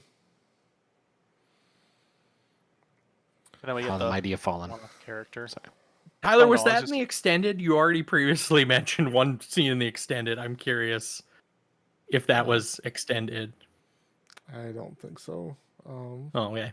I can take a quick look here, but Yeah, the difference between the extended and the theatrical is 2.5 minutes. Is what I found. okay. Okay. What? It's the majority is that opening scene. Basically, like the theatrical sounds like it starts with Deckard just placing the gun on Owen and just walking out of the hospital. You don't get like all the 2.5 backstory. minutes. Mhm. That's someone made some money off that. Yeah.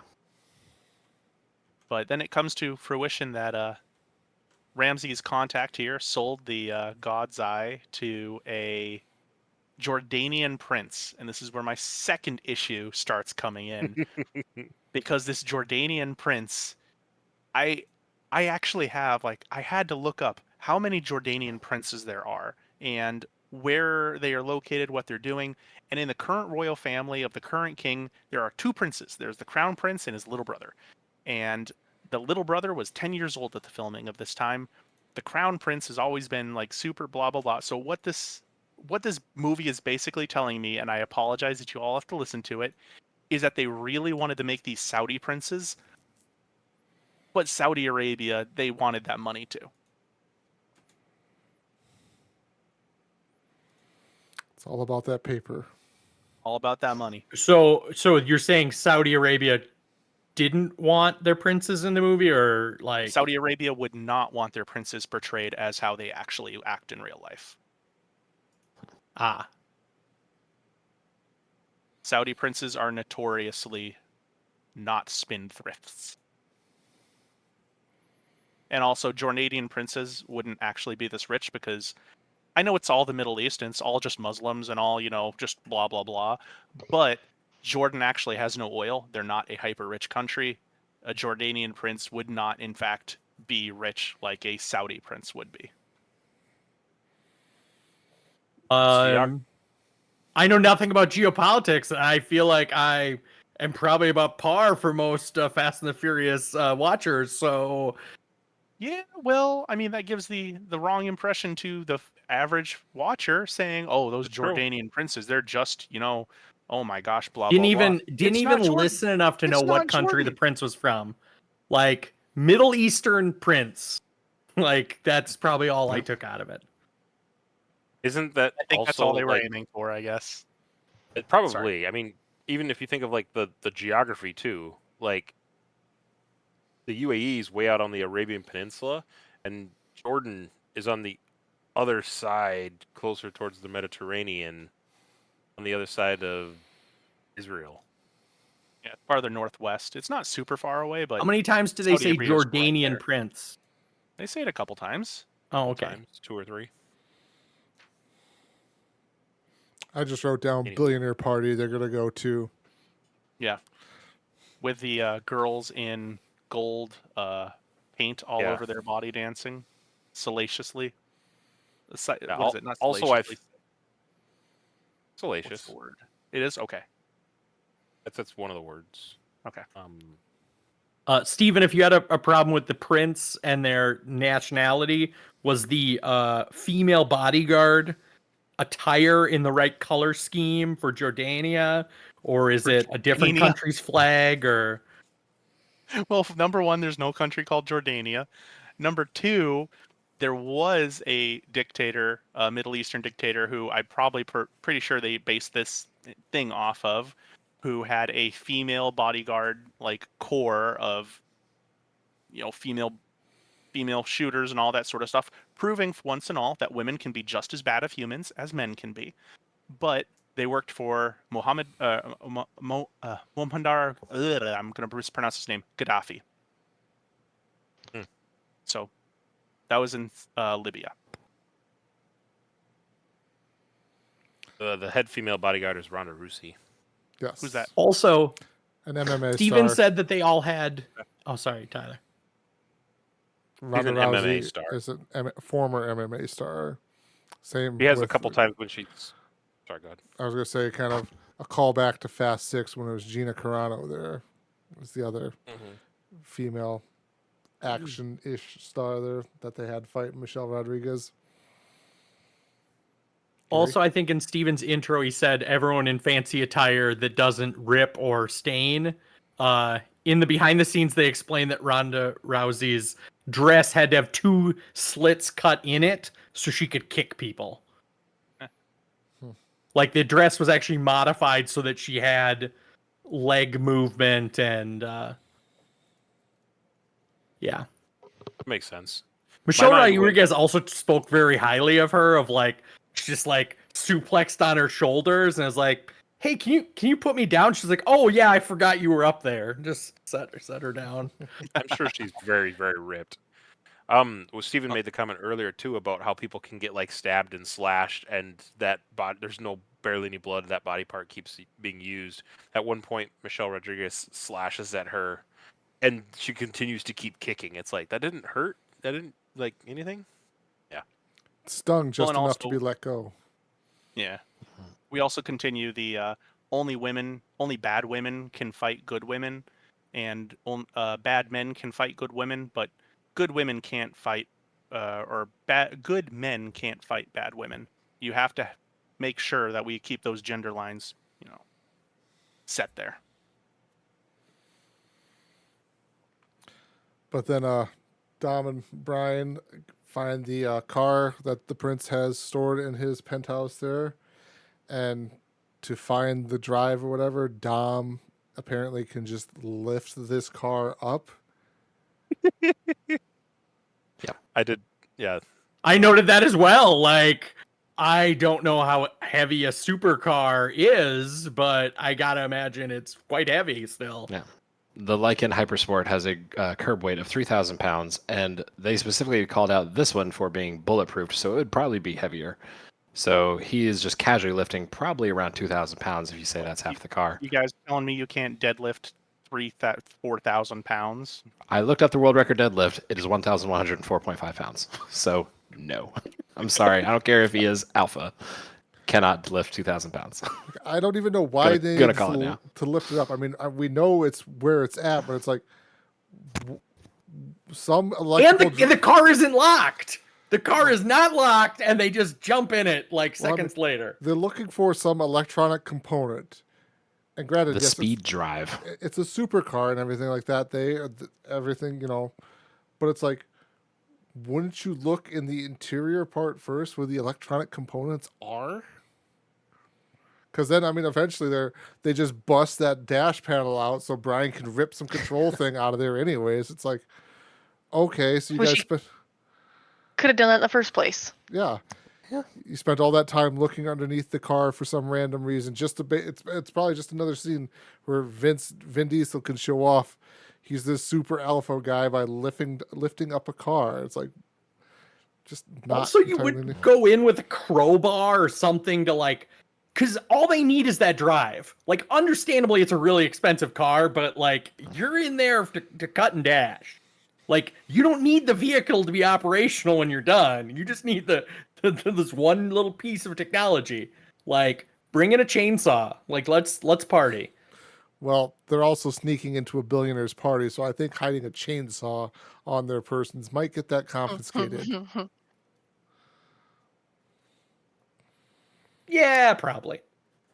At least the I don't know, Jordanian like a prince- crowbar or some sort of like Well, some tool or something like that. Yes. At least the Jordanian princes parties that I've been to. Yeah. Who among us hasn't been to a Jordanian prince party, really? Right? Yep.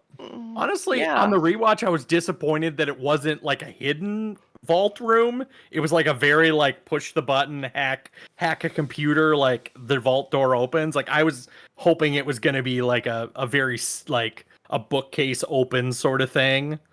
But maybe Jordanian princes aren't as secretive as they used to be.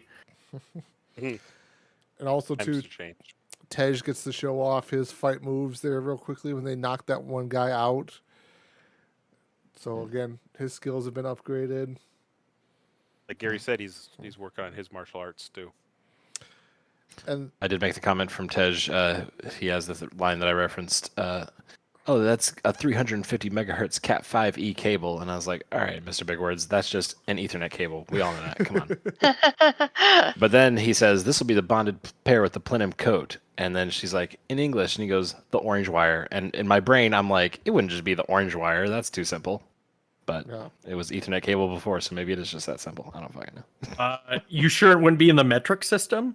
Like, or some, like, everything's got to be done differently. And also, you're Jordanian prince. You could be on a whole different system than Ethernet cable. Yeah, even in if they wanted to be crazy in 2015, they were probably able to say Cat 6, but oh well. How many cats are we on now? I think is it still 6? I thought it was as far Cat as I know, 7, it's but still 6. Is there Well, Cat it could be 7? Cat 7. And of course, as Dom and Brian drive the car out of the vault, guess who just happens to show up? Shaw. Yeah. who Just did happens- get by security with an assault rifle with an underbarrel grenade launcher. Yep. Right.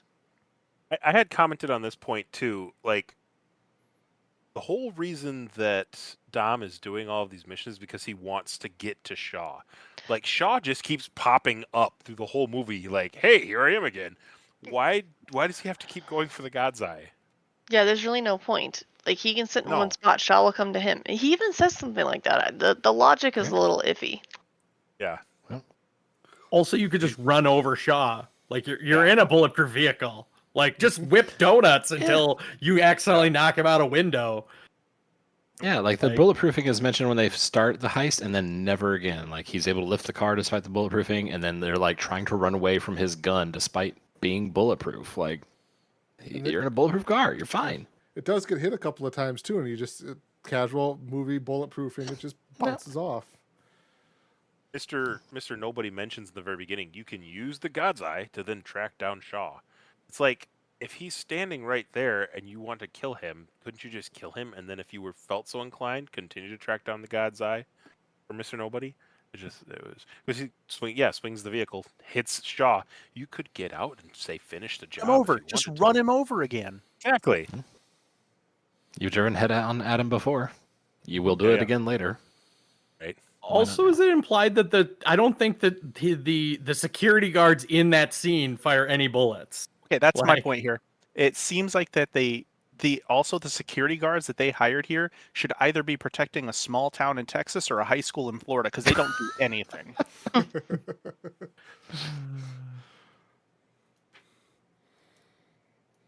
You know what they needed here was a trucker with a gun. Yeah, right. That's who should be guarding this party. Yeah. The trucker armed They'll himself. take things into their own hands. Yep. The Jordanian princes are taking things into their own hands.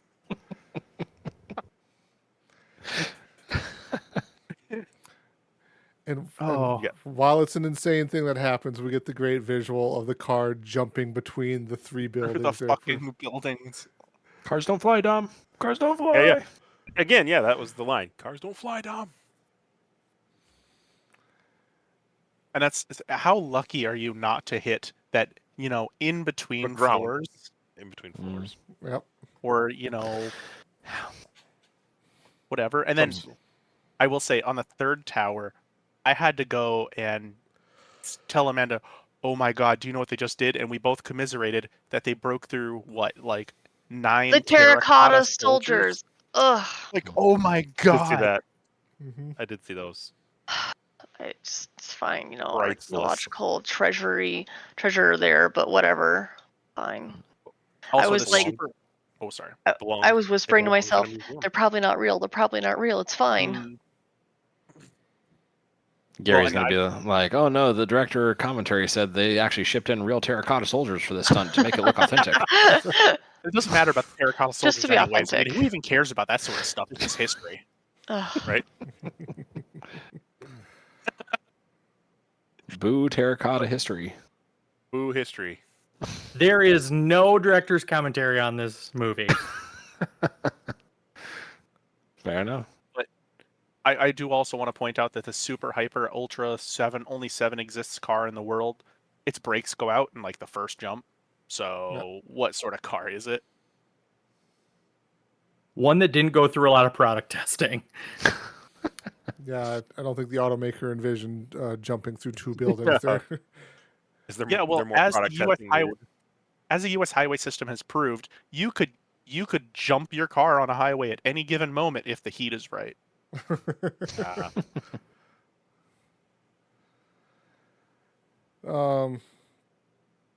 So they basically get back to this guy's shop. They're able to use the God's Eye to find Shaw, and they come up with the plan that they're going to attack Shaw at dawn.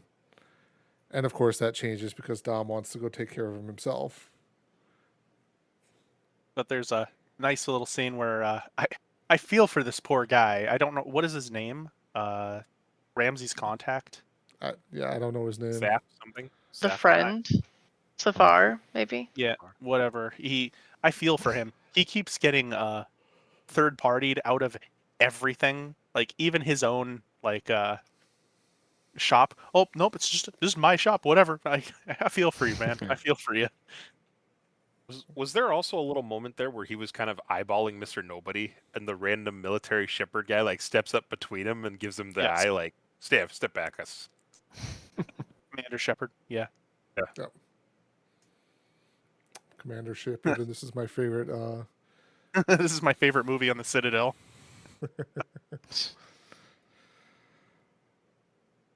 And But- so Brian and Dom basically change the plan and go with Mr. Nobody to attack Shaw earlier.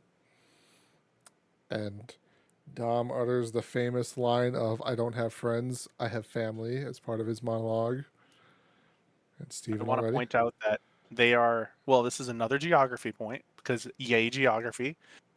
They call out like everywhere they go in this entire movie, like even they call out Azerbaijan, they call out that they went to Abu Dhabi. They're going to some random automated factory and they show on the map that they go out of the UAE into Saudi Arabia, into Oman, down south. And just all they say is, yeah, we're going to just a random, automated factory, which first of all, automated factory, what even is that? Second of all, so you're just not going to say where you're going? You've said everywhere else in this movie, but you're not going to say Oman? All right, whatever. Maybe they didn't have the visit Oman No. money at the end. Weirdly enough, Don't Oman go doesn't there. get very many tourists. Well, we get a decent firefight from this, but the whole thing about Deckard, like, I'm not here to play games, and then turns out he is like the most Definitely games player in the world here. Because like, oh no, I've actually, the enemy of my enemy is my enemy. Like, all right, whatever, man. Like, shoot. Yeah. Here's the people you want to shoot. Shoot them right now. Why not? Who are his friends too? Does he ever actually necessarily say who's friend? Oh, they are. It's Jakande. Yeah, It's yeah, Wakanda. that's right. That's right. I did remember that now. Just gonna casually But I was wipe my also like- mouth and I've got a grenade. Yeah, well, I'm like, you didn't need anyone's help earlier. Now you're going to pretend like you had to call in some favors with friends that were enemies. And no, you don't even. I rolled my eye. Well, I just don't understand why even the good guys just don't go in there and go, there he is, take the shot. Yeah. Yeah. You don't got to exposit with him. He has no knowledge you need. Shoot him in the forehead. Or at least kneecap him or something like that, yeah. Something, whatever. But we do Plus get. the- Go Oh, ahead. sorry. No. I would say they carry the God's Eye in on a laptop, like they're like that should be like somebody standing outside, like, oh, he's in there, go. Yep. Like it doesn't need to be like, and oh, I ran into him. Yep, there we go. It's working as intended. There's like a scene too where he's like literally looking at the tablet, looking up at Shaw, looking at the tablet, looking at Shaw. It's like, yep, that's him. I Okay. don't understand for this God's Eye thing. I don't understand how this all fits into one little, freaking key little fob. Like, Yeah. how many megabytes of code does this thing have to hack into everything on Earth? And yeah, you put it onto that, definitely makes sense. Only 512. It's the cloud, man. It's the early days of the cloud. But then we also get to the scene which made Mr. Nobody probably my favorite character in this entire fucking series, as Commander Shepard gets taken out beside him. He's just like, yeah, no, I'm done playing. Turns out the night vision goggles on his sunglasses goes out and just starts just capping everyone with 2 pistols, just going ham. Gets shot in the back, turns around, and he's like, oh God, are you all right? Or Dom looks at him, are you all right? And just winks. Gets shot again a couple times. I'm like, oh my God, this guy's awesome. Don't care. Hardcore. I 100% thought they were about to reveal him as like the betrayer. So that was. He's a bad guy right up until this moment. I was very pleasantly surprised to find out not, but I was still like, then what was with, I don't know, the way he was acting it there. They must have done that on purpose, but I was like, why did you do that? Just Kurt Russell got to show off. Don't you wink at the camera once you get shot?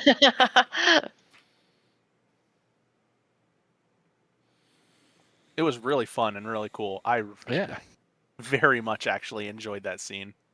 It was a really solid end to the movie right there. Yeah. Yep. So sad it had to end there. After Brian and Dom, though, drop Mr. Nobody off for the helicopter to come get him, they kind of have the realization that they have to protect Ramsey now because she's the one who can still hack into her own system. Necessarily that they come to the realization. Mr. Nobody straight up tells them, hey, Okay, yeah. by the way, you have to leave me here. They're all going to come to get you. And they're like, oh, we're not going to leave you. It's like, you're not leaving me. Don't worry. The SOCOM's on the way. You see that helicopter? They're coming for me. And I guess my question to that is, if Ramsey can block somehow God's Eye, then how do they use God's Eye to find them? Like, I never quite understood that. They need to be close enough to block it, right? Isn't that what they? Because that's the whole Stay away like. from Ramsey. I mean, I thought, Yeah, again, like the weird reason that like you need to be right here looking at the people that you're like the helicopters can go more than 200 feet above the ground. They could just sit up there at 5,000 feet and just be like, oh, you need to be within 2 miles. Guess what? 1 mile is just the air between us. So I'll go up to 12 and just chill here. Why not? Then Right. you can't. Whatever. Then you can't look into the whites of the enemy's eye as you take the Right. life from them. You can't with a drone either. I'm gonna just warn you now. I had one last comment about Mr. Nobody, and I think Steven highlighted about it earlier, but one of the last things that Mr. Nobody says to Tom is, you have to, you really got to try that Belgian ale, Belgian man. ale. I gotta try the Belgian ale, man. That is. Yeah. Literally bleeding out in a foreign country. That's all I had. So then they're somehow back in L.A., overlooking the city there, and they're like, we gotta take the war back to the streets they know best. Bring them back into their home turf. Yeah. What better place to fight someone than a city with millions and millions of people? No collateral damage. Yep. Yep. And then They get the montage of like them wrapping up all these wounds that have not stopped them or slowed them down in the slightest until now.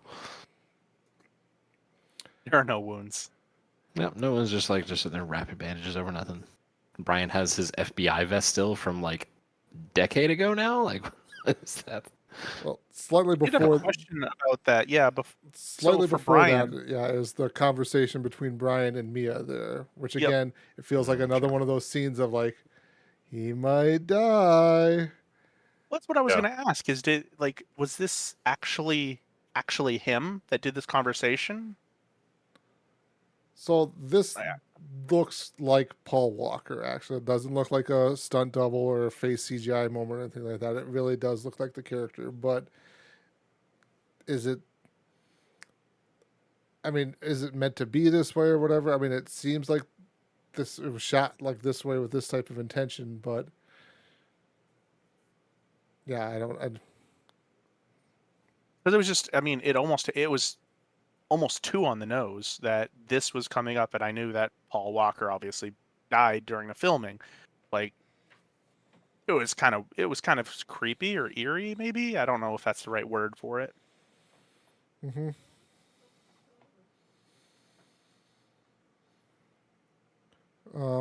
we get the return of the Dodge Charger, though, in this montage that JC was talking about, how they're all suiting up and getting ready to go to war in the streets of LA.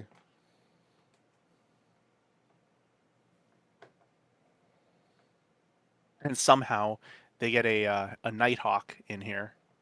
Uh, they saw it used to kill Osama bin Laden. They're like, I want that. I want to use that in the streets of fucking LA. And I was very surprised that a helicopter was able to fly around shooting missiles and guns and all this sort of stuff without provoking any sort of response from the military for so long. I mean, the military guy was in the hospital bed, the DSS agent who controls everything. Right. True.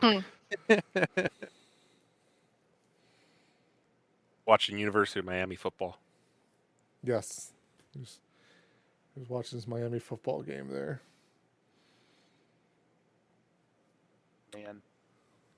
Also, they use a Predator drone here, which is very much not a Predator drone. I just don't know why they just didn't name it something different. Obviously, the Predator drone exists, so Predator that was drone is weird. much thinner bodied with the long wings, whereas this thing looked more like the X-Jet from X-Men. Yeah, it doesn't have VTOL jet engines going on. Like, yeah, I had a lot of issues with this drone, but given the movie that it is, I will spare you the details. I didn't spare Does anything not about ultimately geography. So you matter. can do whatever you want. It does have a lot of X-Men going on in it. I didn't really think about that, though. It's very much an X-Men thing. It's got the backwards forward angled wings and whatnot. Yeah. Another note that I had with Hobbs in the hospital is how he just flexes and breaks off his cast. Oh my god. Actually, a good scene. Yeah. Judged that hardcore. My first thought was, why is he even wearing a cast? Was it just for show at this point? Just, all right, done with this. Pop. Yep. Let's go. I was surprised by that, and that only happens after they freaking take out the cell tower with a couple missiles, and it's only like, again, getting to the military thing. It's only maybe what, 5 minutes, 10 minutes after that they finally go, hey, there's some fighters on the way. They're going to be here in like 3 minutes. I'm like, my man, what's going on here? Have you hacked into the mainframe there too? Right. Which, fine. We're all fine here. Everything's fine. everything's fine. How are you? I also did note that during the hacking scene, they don't really explain what they're doing to hack necessarily, other than, oh, well, while he's hacking into us, we can hack into him by leaving a hacking hack. Sure, whatever. But it gets Beautiful. interrupted at one point, and then she's able to reestablish contact through some doohickey gizmos, and it just automatically pops right back up, right back where it was, and it's all done and good. It does not Yep, have to save the status. reestablish anything. Yeah. Mm-hmm. It's very nice. Like, I can't even save the status of my installs if something like that happens, so it's really nice that they can do that for a global hacking initiative. Right. I was also I don't know. How did you guys feel about the switching through the cars every single time? Like, it feels like this was specifically suited for this kind of, I don't know, this kind of race. Like how they do the two cars driving at each other, then swinging next to side by side and throwing Ramsey from one car to the other car. Like, She would be cut in half. They I got thought it was precision drivers. right. on. Like I thought it was awesome, but like obviously laughable and not realistic. They would have died. Also, because they were using God's Eye, it only threw them off for a second. So it was kind of a big risk and a Yeah. lot of work to take when you may have just like it only threw them off for a couple seconds. 30 seconds to a minute. Like that's all they really lost. And there's the vehicle she's in is only maybe a block away at this point. So it seemed like a lot of work and a lot of risk for not really any. If only there was work. somebody with like a helicopter that was sitting outside a base that they could use for this sort of like, I need to be close to an aerial threat situation. Well, we don't really get a wrap up on whatever happens to Mr. Nobody, do we? He just disappears like a shadow or a ghost. like a shadow. I don't know. The entire time when they're, if she can hack the system, obviously that's one thing, but it was also implied that she can just stop the system from working, and she's obviously close enough now. Why can't she just stop the system from working while they're there? Even if it's like proximity based, which makes no sense. Why? MacGuffin's got a MacGuffin. Because Yeah. hacking takes time. Yeah, but apparently it's relatively easy because you just start the hack and then watch a progress bar fill up. Not really an active process like other movies.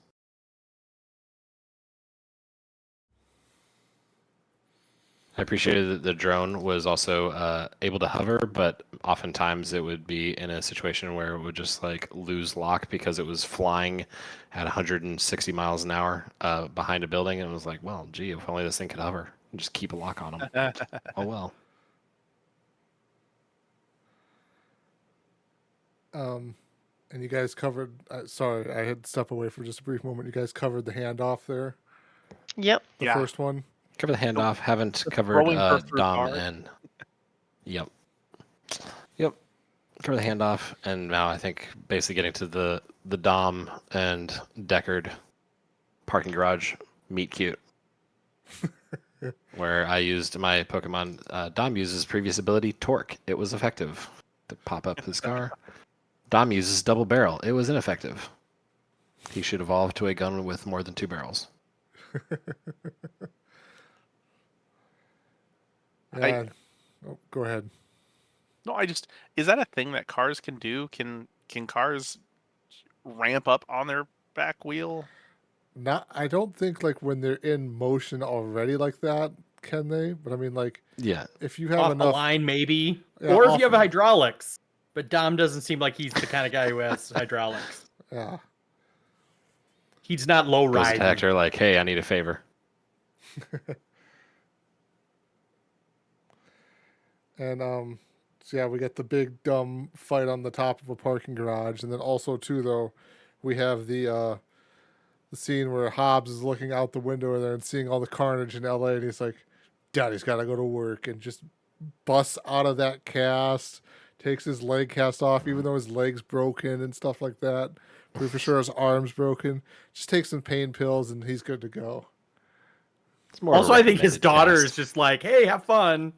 Right? Yeah, this happens weekly. Yeah. Normal Tuesday. So there was the epic street fight on the roof of a parking garage. I noticed it. It literally took me out of the movie, which was air quotes epic fight music in the background, like and Tyler's a big soundtrack person. I was like, this was complete shit. Like it was way too climactic, epic music that I was like, they're trying way too fucking hard. Like I don't know, maybe Tyler loved it. maybe it was amazing for him, but it really took me out. Literally don't even remember what you're talking about. So Go huge fight scene on the rewatch the roof. fight and tell me that music isn't like just it tries way too fucking hard to make this feel epic.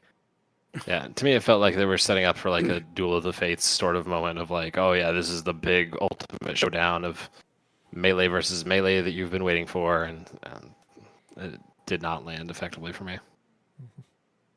When they first have that first fight, like the first swing is in slow motion as they both jump towards each other with wrenches and yeah. In the behind the scenes blah blah, the director talks about how he proposed a fight with like kendo sticks, and Vin Diesel's like, yeah, but I think it would make more sense if there were wrenches because he's dumb, and it's just like, oh, okay, like, and then Shaw just like grabs twisted fucking metal from his vehicle, and that's what they fight with. You know, yeah, it doesn't make any real sense, and it's like, does Shaw not have a pistol in his car? he did. He fired it a bunch at Dom's undercarriage. Yeah, but there then he and just drops it apparently. well, Doesn't have a second clip. Only Well, can carry so many bullets. shooting at another guy with a pistol is just unsportsmanlike. If you want to really get to him, you got to beat him down with some hunks of metal. That really just puts everybody into their place. It's an unsophisticated weapon for an unsophisticated time. Exactly. How uncivilized. Yeah. I mean, does like Dom says like, you thought this was gonna be a street fight? Well, Damn right it is. Like, all right. He Yeah, just it's shoots like- the shotgun off into the air like that was supposed to be like the climactic thing. Because he has, Instead of Shaw's just dead to shooting him- right. Yeah. And I feel like shoot him with the shotgun, and then he's got some bird shot in him, and then beat the shit out of him. That's my opinion. Yeah, like even if you thought that it was gonna be a street fight, like you really wanted to get the street fight, why'd you shoot the gun at him in the first place? Then were you trying to miss? Like what? None of this makes any sense. Yeah. And then Shaw too, like even speaking of Shaw's weapons, they're like hunks off of his car. His fucking hands would have to be ripped up and cut up from where these, like there's not just random two pieces of fucking metal on your car that you can just safely grab onto and just start wailing on other Fine. people with. But also, unless his car is made out of like high grade steel instead of the aluminum that cars are made out of, are they really going to go toe to toe against Dom's fucking giant wrench? Like, It's the reinforced steel from the frame. So Ah. Also, I'm pretty sure Dom, like, there's a scene where he literally saws off that shotgun, isn't there? yes, Like, Yeah. It's in the also, montage of which would getting make ready. a very ineffective, like, very widespread of that shotgun. Like, so I feel like just like shoot a warning shot. It's not gonna hit a lot of him, but it'll teach him a lesson. Just hit him in the knees. That's all you need to do. Conspiracy theory.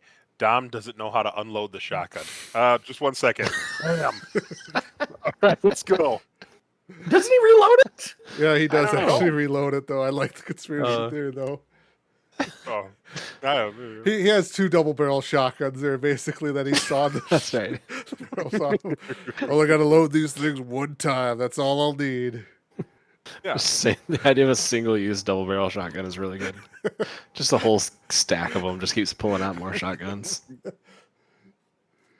Wasn't it you who was telling me about Valheim that somebody like literally thought all weapons were one-time use, and so we're just like throwing them into the ocean when they were done? Oh, Like, nothing could be repaired.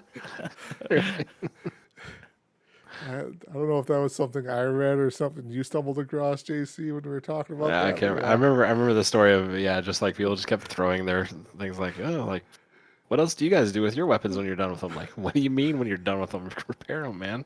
We do get an epic fight between, well, I quote, air quotes, epic fight between Paul Walker and the martial arts guy. Yep. Round 2 of that, which I don't know where they rappel in from and how they get there. Like these, Oh yeah, the rappelling, God's eye, man.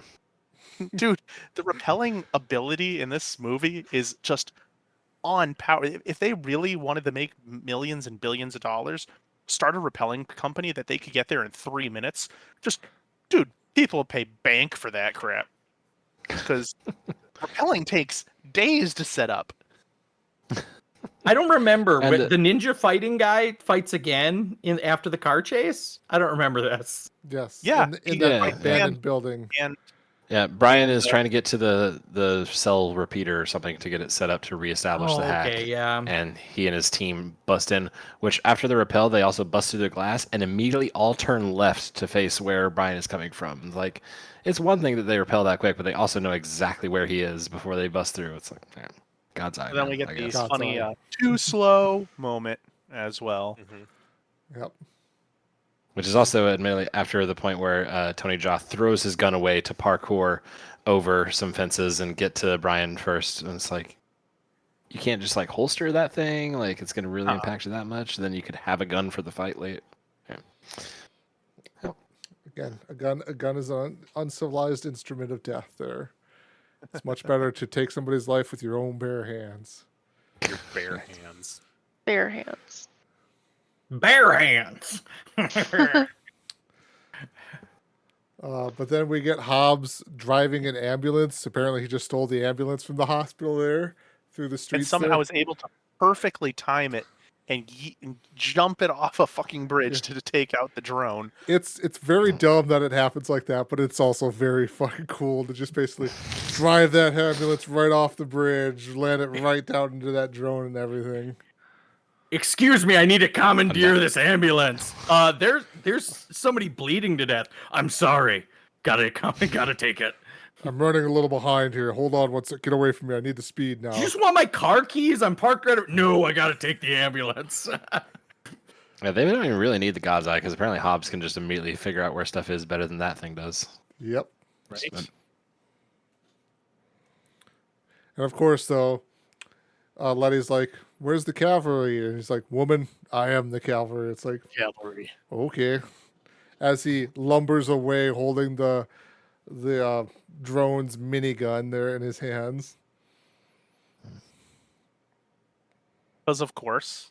I feel like that was contractually obligated too. Like, how much of this movie am I in? Well, you maybe could be in the final battle. Can I shoot a minigun in the final battle? I guess we have to figure out a reason and how you get a minigun, but sure.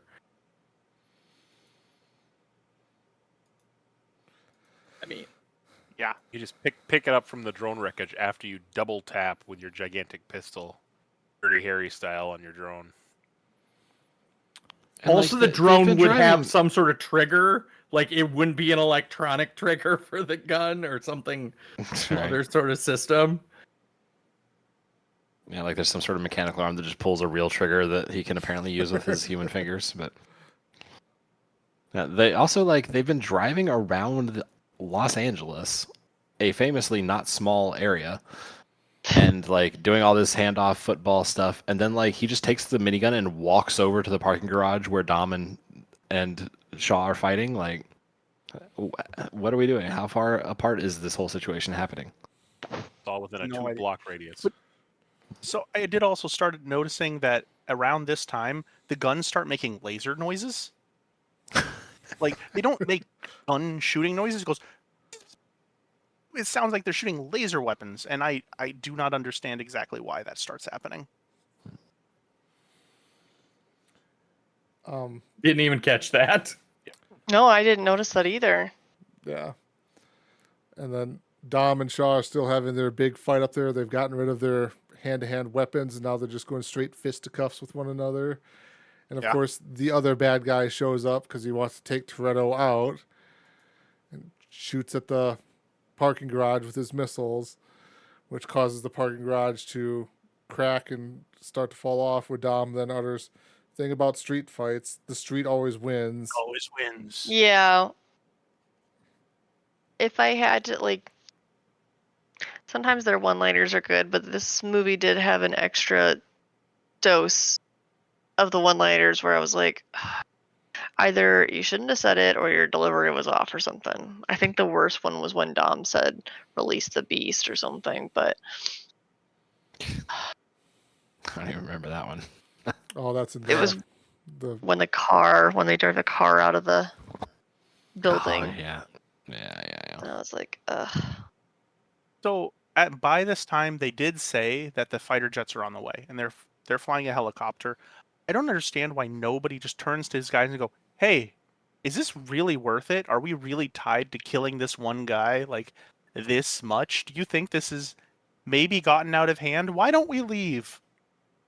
Yeah, like, they have the God's Eye. They could find him anytime. It doesn't need to be right now. Oh, Uh, but it's not even him they need to kill. It's the lady they need to kill. But now they are focused on Dom apparently. So I don't know. Steven mentioned it earlier that like, is it very apparent that Vin Diesel is the main character in this movie? And Amanda just said like, yeah, excessive one-liners. Like he had to make a random one-liner and like drive away from a crumbling building. And it's just like, I don't think anything about that whole section of the movie like Dom earned any of that. It's probably the worst action in the movie. Like driving around with a bunch of people chasing a drone, Vin Diesel using a minigun, like that's acceptable. I think everything, the Vin Diesel fight, the Vin Diesel drive away is just way too long. Mm-hmm. And it's kind of funny though, like The Rock is sitting there shooting at the helicopter with the minigun. He happens to take out one of the gunners, but then when the main bad guy goes back and gets on the gun, The Rock just apparently can't hit him. Yep. I don't know. I feel like the goal of Fast and Furious movies is to one up the previous one, and this one just that part of it I just felt like really fell short. And another dumb thing too is like there's a scene shortly before Dom does his superhero jump into the helicopter where Michelle Rodriguez is still driving around with Ramsey, and they drive to the scene of where Hobbs is, and then they get gun fired upon them. It's like, you have the valuable thing that they're after. What are you still doing here? They just didn't have any. needed to They be didn't have any close to- reason for her to drive away. Like the story was following the guy with the minigun and Dom. Like they just kind of left that subplot. Like they just threw like it was done there. Like, is it ever touched on again? Yeah, that's just where that plot ended. Just no real resolution. I don't know. They started throwing in so many different plots into here, and they just didn't want to finish them. So they just hope you forgot about them. And that kind of gets back to like Shaw's brother from the beginning of the movie. I'm hitting on it again. There was no need for him to be in there because he is not, there's no point for him for the rest of the movie. And then, like I said, Dom does his superhero antics where he attaches the grenades, this pouch full of grenades, to the helicopter, which Hobbs can apparently see from way down on the street, and shoots at it real quickly and blows the helicopter up. Yep. And Dom in As one his does. records there is apparently dying. And then we later learn, after they're done trying to do CPR on Dom, that like Letty has magic powers to bring him out of this dead, dying, comatose state there, because she learns that she gets her memory back. I noted that I'm going to issue 2 new CPR certification ranks. One is the Brian O'Connor rank, which consists of pumping with each syllable you're saying and then pause until you speak again. And then the other is the Letty Ortiz certification, where you do 2 breaths, 0 pumps, and then push away all other assistance. Yep. Yeah, that's how it works. But Yeah. we get good life advice though. Works from Dom. 100% of the time, every time. We get good life advice though from Dom though, of like why you can't tell a person with amnesia about who they are and stuff like that, because how can you tell somebody that they love you? Okay. Anyway, now we can finally circle back to Steven's opinion that the Letty plot is a B, or no, you said C, I said B plot line. It's pointless. This entire thing feels contrived. It feels about as contrived as Han's death. Like they're trying to make something else of it that it didn't exist at the time. And like, oh, we were actually married. Bull crap, they were married. Like that, none of this feels earned. None of this feels significant. None of this feels Presumably, this all happened in Fast 4. 4. right before Like, he left while her. the- Like, Yeah, right here's the before thing. he leaves Why- her. Why would he Before the marry gas her and then station, leave her? before the gas truck heist. Yes. So why would he marry her then leave her? And that's just, it doesn't feel earned. It doesn't feel like it jives. Like at least for the killing Han, they sort of kind of made it actually work. For this, it doesn't make any They sense just at made all. Jason Statham's Shaw character kill Han so that he's relevant. And so I felt like that was a shoehorn like explanation of why he's This important. wasn't. Han could just died and like Han can just die. Like they didn't need to re-explain or add more villain armor to Han's death. He died in a freak accident. Let's just call it good. Letty being secretly married, I feel like is a kind of a B plot, and it explains why they had to go to Race Wars and they had to go to the graveyard. But what I felt like was slightly better was deleted scenes where Letty goes on this adventure on her own, goes to the hospital that she apparently recovered at, and asks the nurse, "Do you know who I am? Do you know what happened?" And the nurse originally says, like, "I have no record of you." And then there's a second deleted scene where the nurse calls her, is like, "Oh yeah, actually, we couldn't find you because you were under Letty Toretto." And I feel like that at least is a little bit better. Like, oh, why am I Letty Toretto? Oh, I got married. Like that was a much better way to tell that story than, yeah, this like surprise flashback. But I get behind that. That makes more sense. For all the as long as this movie is, it could have. I feel like this one has the most merit of potentially have been 2 movies for the setup. Like there was just so many of those little storylines where they could have actually spent some time fleshing it out for those other characters. And you know, I mentioned it last time too that just like nobody feels like they have a moment to just be their individual characters. They have to be the amped up version of the group version of the characters. And I feel like they locked it into one movie because they knew that this was the last movie for Brian. Like, yeah, and they had to But use even, like- all of the footage they had of like Paul Walker. Mhm. And there was a lot of comments like leading into that, "You'll always be my brother," and I'm like, I get it, but like, yeah. you are still making Listen. a movie, so we don't, like, 10 years later, maybe we don't get it. Yeah. And like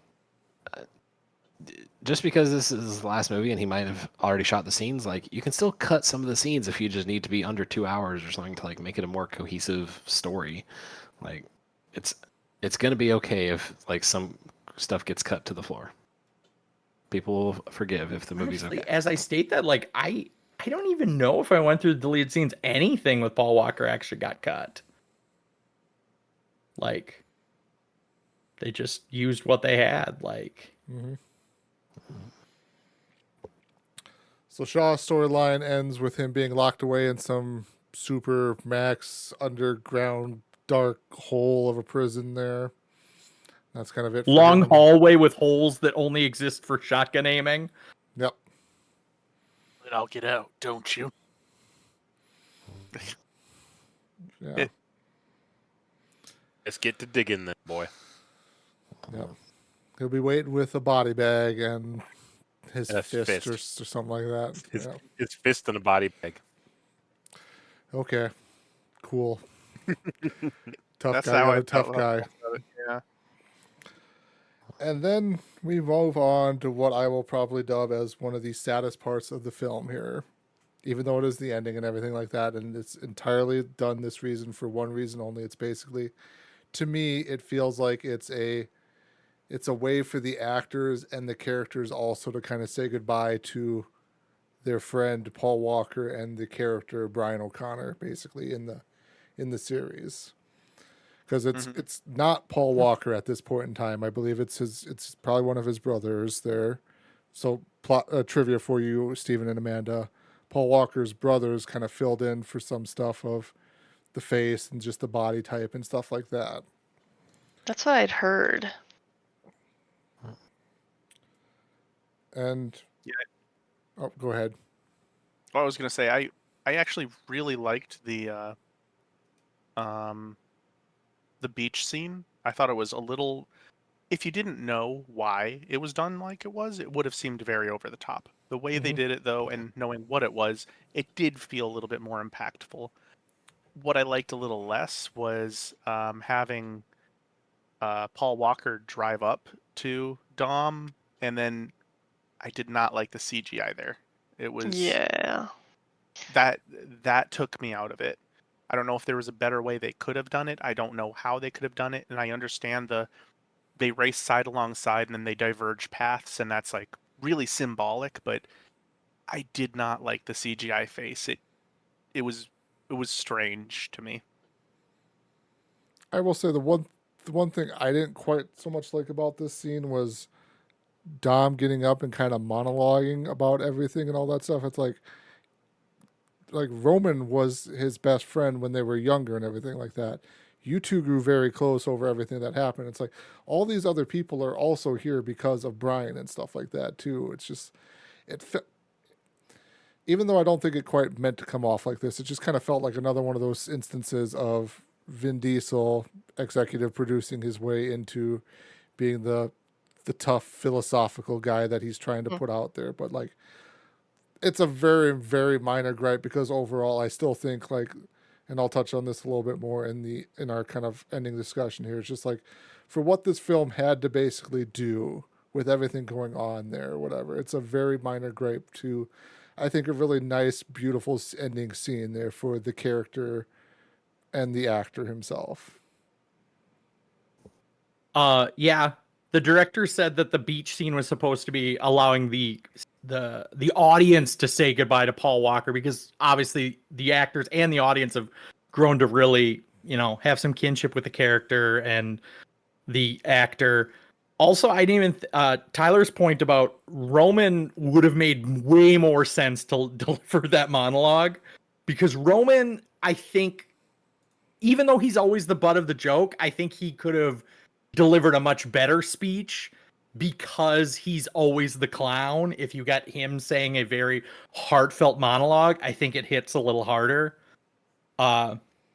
Steven said that he didn't like the ending scene with the car, and on both the previous time I watched through it and this time, the white Supra in the closing scene is Paul Walker's real life Supra. So that was part of the symbolism, is that they had him drive away in a vehicle that he actually owned, and they go off on diverging roads, and his is supposed to be on the road to heaven or whatever. But so I understand that the face CGI wasn't great, but I think the reason it existed was to try to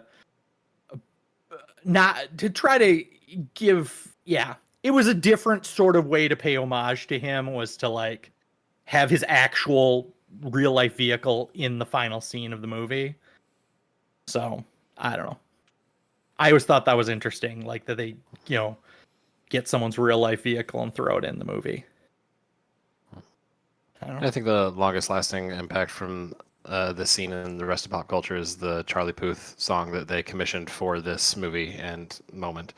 The I Will See You Again is certified banger. For this movie? Yep. Really? Yep. Wow. Yep. Was commissioned. Yeah, fucking hit it out of the park with that one, Charlie did. Yeah, no joke. I've heard that song. It was made for this movie. Yeah, that is even more surprising, because it's a good movie. It's a good song on its own, but it is definitely exactly what this moment needed.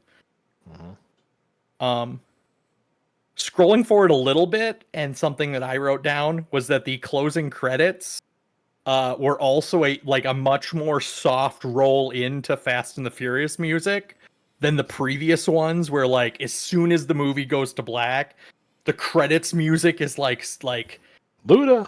Ja Rule or Ludacris or like a very like get hyped sort of rap song, and this one did not have that. It like tried to ease you back into like a somber moment to like, okay, now here's the credits.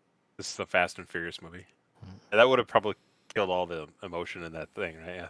Oh, I see you again, Luda. Dropping hard beats.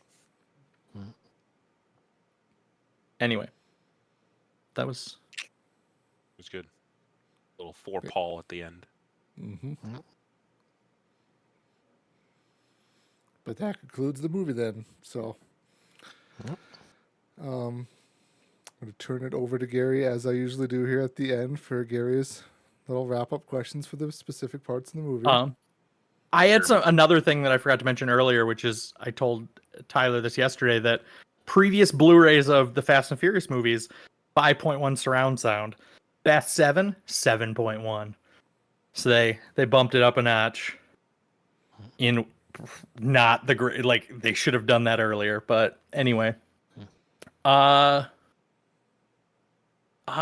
ratings. How would you guys rate this compared to the previous movies? I'll start with Amanda.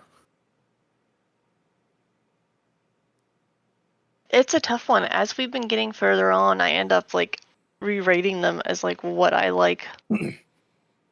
I like the newer one better usually. This one and the last one, I think they might be tied. I was having trouble deciding. I really did enjoy the movie a lot. There was excessive one-liners. There was the slightly jarring CGI a couple times, but yeah, I understand. I'm going to tie it with number 6. Even? I think that this movie did some things really well and a lot of things really badly. I think that like Mr. Nobody will live in my mind forever. That was an amazing character. Some of the one-liners were really funny. Some of the situations in the gun battles that they were in were really good. That being said, there was too much that took me out of it to really to make that all jive for me. And so in that case, I would put this maybe middle of the pack. I still think that either the last movie or Tokyo Drift are top for me. And then probably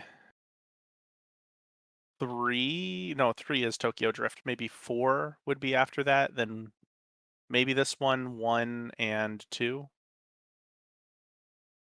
Why? What happened to 5? Yeah, who knows what happened to 5? Oh. JC, I guess, where would you rate this, given that we've missed you on a couple episodes? Yeah. In terms of, I was noticing as I went through it and thought about how I was taking the movie as it came and just some of the struggles I had with it.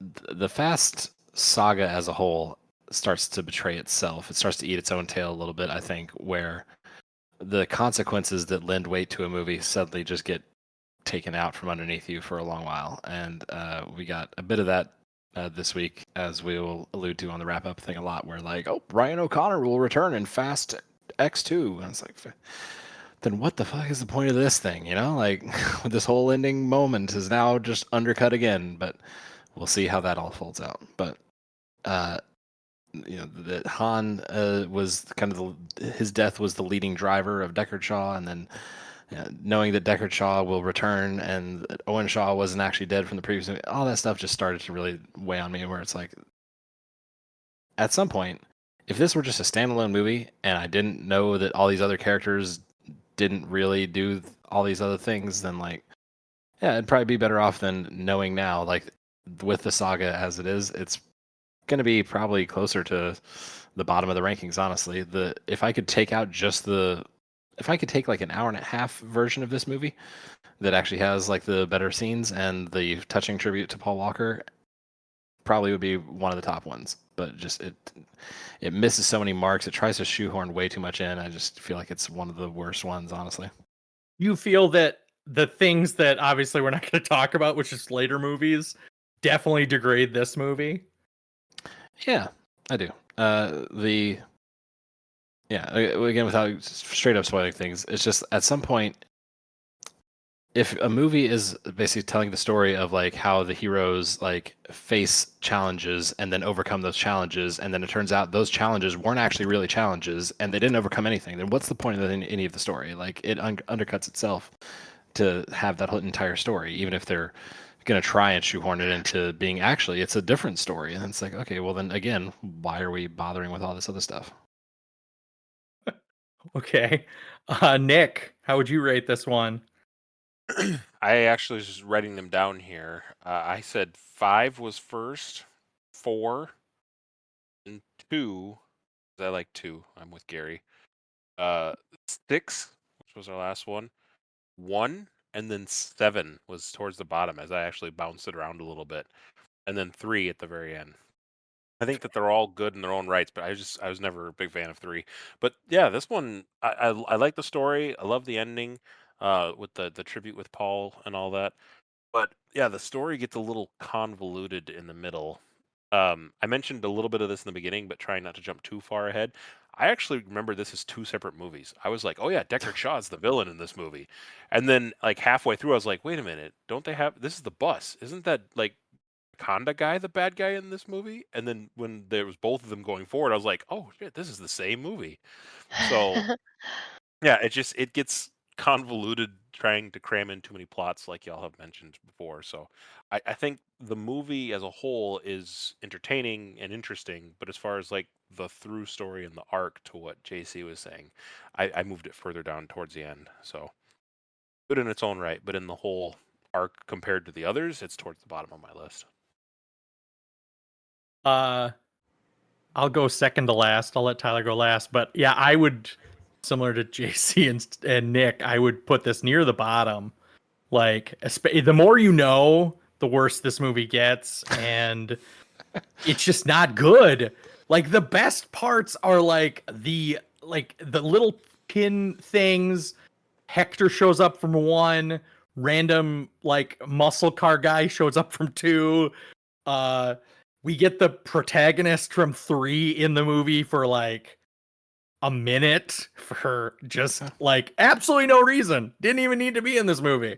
So it's so convoluted. Like, yeah, I think an hour and a half version would have been much better. It's just not it. The previous 3 and then number 2 and then 1 and but yeah, this one just definitely fell down several notches. Obviously, new director, the unfortunate passing, and like this movie had everything going against it, and it did not. It rose above everywhere that it was like it was too good not to fail. But like, yeah. Anyway, not great. Tyler. So I will say I did this review back in 2016 and I'll also cover here too. Like I've watched Fast 8 multiple times, but I think I've only ever watched 9 and 10 once. And that was I think I've watched 9 technically twice, but that was only ever in the theaters because I stopped buying the movies because I knew at some point in time this series will end and then I will just buy the large collection of all of these things here and stuff like that. So, and I will listen to you guys talk about this movie more. I could kind of agree with that. Of like, with everything that I know about what comes after, I could definitely see this movie changing places. But also, too, this movie, as Gary kind of touched on, there had such I call it like a Herculean task there, basically to overcome. Of you lost the other main actor in this movie. Granted, though, we could all kind of tell the series was slowly starting to shift with Vin Diesel being the executive producer, slowly starting to shift to being more of a Vin Diesel-centric story there with Dominic Toretto. Brian slowly moving more to the side and everything like that. But I am kind of curious of, like, had the tragic passing of Paul not happened, how would that have changed this movie overall and everything? So, and I'll talk about my overall ratings for the 7 movies we've seen when we do our wrap up here. But again, I did this review rating in 2016. 4 out of 5 stars. Man, what a movie. First of all, let's get a few negatives out of the way. The plot is kind of crazy. These characters have gone from dudes jacking trucks on the freeway to basically superhero status. Some of the action in this film is just outright ridiculous and dumb, but it's the right kind of ridiculous and dumb for me. I don't watch these movies for their adherence to reality or believability. I watch these movies to be entertained, and I find great joy and entertainment in this series. Parentheses, not so much 2 and slightly more so in 3. And they still provide that in spades. And I'm not ashamed to admit that I can't keep a set of dry eyes at the ending. Such a great, fitting, and touching ending tribute to the star of the series. Perfect way for the series to have ended. And I do want to put out a final note. There is about to be another in this series. Yes, I'm aware there's going to be an 8th movie coming. I'm not too thrilled about there being another one, with especially how this one does such an admirable job of wrapping things up, given everything that's happened. Will I go see number 8? You bet. Will I enjoy it? Most likely. Am I still happy that it's happening? Not really. All right, stepping down from my soapbox. So that's 2016 Tyler's thoughts on the film and kind of the series part as a whole there. Yeah, following off of that, if this were where the series ended, second best movie in the series would be my placement on it. Yeah, That it's not, probably second worst. yeah, like, Yeah, if it was just like a Herculean task to get to the finish line, and they're like, "Okay, we're done." Yeah. Like you're like, "Okay, well, they did what they could," and they're like, "Surprise, we're gonna make some more, and we're gonna explain away some stuff for more money. You either die a hero or you live long enough to see yourself become the villain. Fast and Furious 8, The Search for More Money. Yep. So, yeah. Oh. But yeah, Did your view change in your on this movie specifically, not your general ranking, but do you think it went up or down since 8? I have such a hard future? time with this movie just because of just everything. Like I said, it's that we got an actual somewhat decent movie out of this, given everything that happened to it and stuff like that. I think like they took like almost a half a year off between when they started filming, Paul Walker tragically died, and then when they picked back up filming again or whatever. I know there was definitely a long stretch of time. So basically that they came out of this thing with a somewhat Coherent movie. Coherent movie, yep. That still does a great job of kind of giving a great send-off to the actor. I think is just somewhat of an amazing feat there. It's not something we ever really see in Hollywood at all. And again, like I said, I've watched 8 numerous times, and I haven't really watched 9 and 10 that much. Those movies almost feel like while they're still Fast and Furious movies, they're somewhat I've mentally like separated them from the series for now. I will eventually watch them more than just the 1 or 2 times that I've seen them. It's just like I said, when I think of Fast and Furious, that's why I kind of wanted to do this of just the first 7 movies, because there's something to these first 7 movies. Okay. I'll go back to question my normal questions, but I'll skip who you expecting, what are you expecting to see, because obviously we're gonna cut it here. Let's go back to Steven. Favorite character, least favorite character in this movie specifically? Favorite character was obviously Mr. Nobody. He was really fun. He had a perfect out. I loved the character. He was only in for a little bit, and he made a very big impact. I think also they did set Paul Walker up really well in this movie, so I think that he was a very good character in this movie as well. Least favorite characters, Dom. There's too much Dom. So not super thrilled by him. Tej was getting on my nerves. You can't be good at everything. You just can't. I can accept one superpower. You can't be good at everything. And then maybe this isn't the character himself. I hate what they did to Jason Statham's character, just nerfing him through the movie. That was just they set him up so well, and they just I don't know. They just apparently felt like they just didn't want to follow through on it. Whatever, but I hate the way they treated his character. Maybe. Okay, Amanda, favorite character, least favorite character? I did like Paul Walker's character a lot. I don't know if I rise to Steven's level of Mr. Nobody, but I did enjoy his character quite a bit. Least favorite? I don't know. I'm glad Letty's back, but I feel like they haven't fully given her enough potential. It's not her fault, but I didn't enjoy her as much as I have in the previous ones. She's a second fiddle, and her only character trait is that she has amnesia. Yeah, and I mean, amnesia is something that I have never experienced with either myself or anyone I know, so I don't honestly know how realistic it is. But I feel like it's a common trope from movies for our generation growing up to be like, oh, amnesia, and I'm like, is this even how it works? I mean, it's just pushed plotline. It feels like. Okay, Nick, favorite character, least favorite character? I think I'm on board with Steven. I think Mr. Nobody plays pretty fun. He's got enough omniscience that he's kind of like above it all, just observing the game and letting Dom and his team kind of do whatever he wants, watching from the control room, but still can get down and dirty in the one scene and just go absolutely, balls to the wall with double barrels. I think least favorite character is probably Jimon Hanasu, who plays Jakanda, or the head bad dude there at the end. Just because he starts off as this super sleek, again, ex-military, whatever, and he steps out of the car with his shades on and he's, squaring off to Dom, like, can I have your name of who has caused me so much trouble? But by the end, he's just another voice shouting to henchmen from the helicopter before he gets exploded. Do you feel like he got downgraded to henchman number 1? Yeah, totally.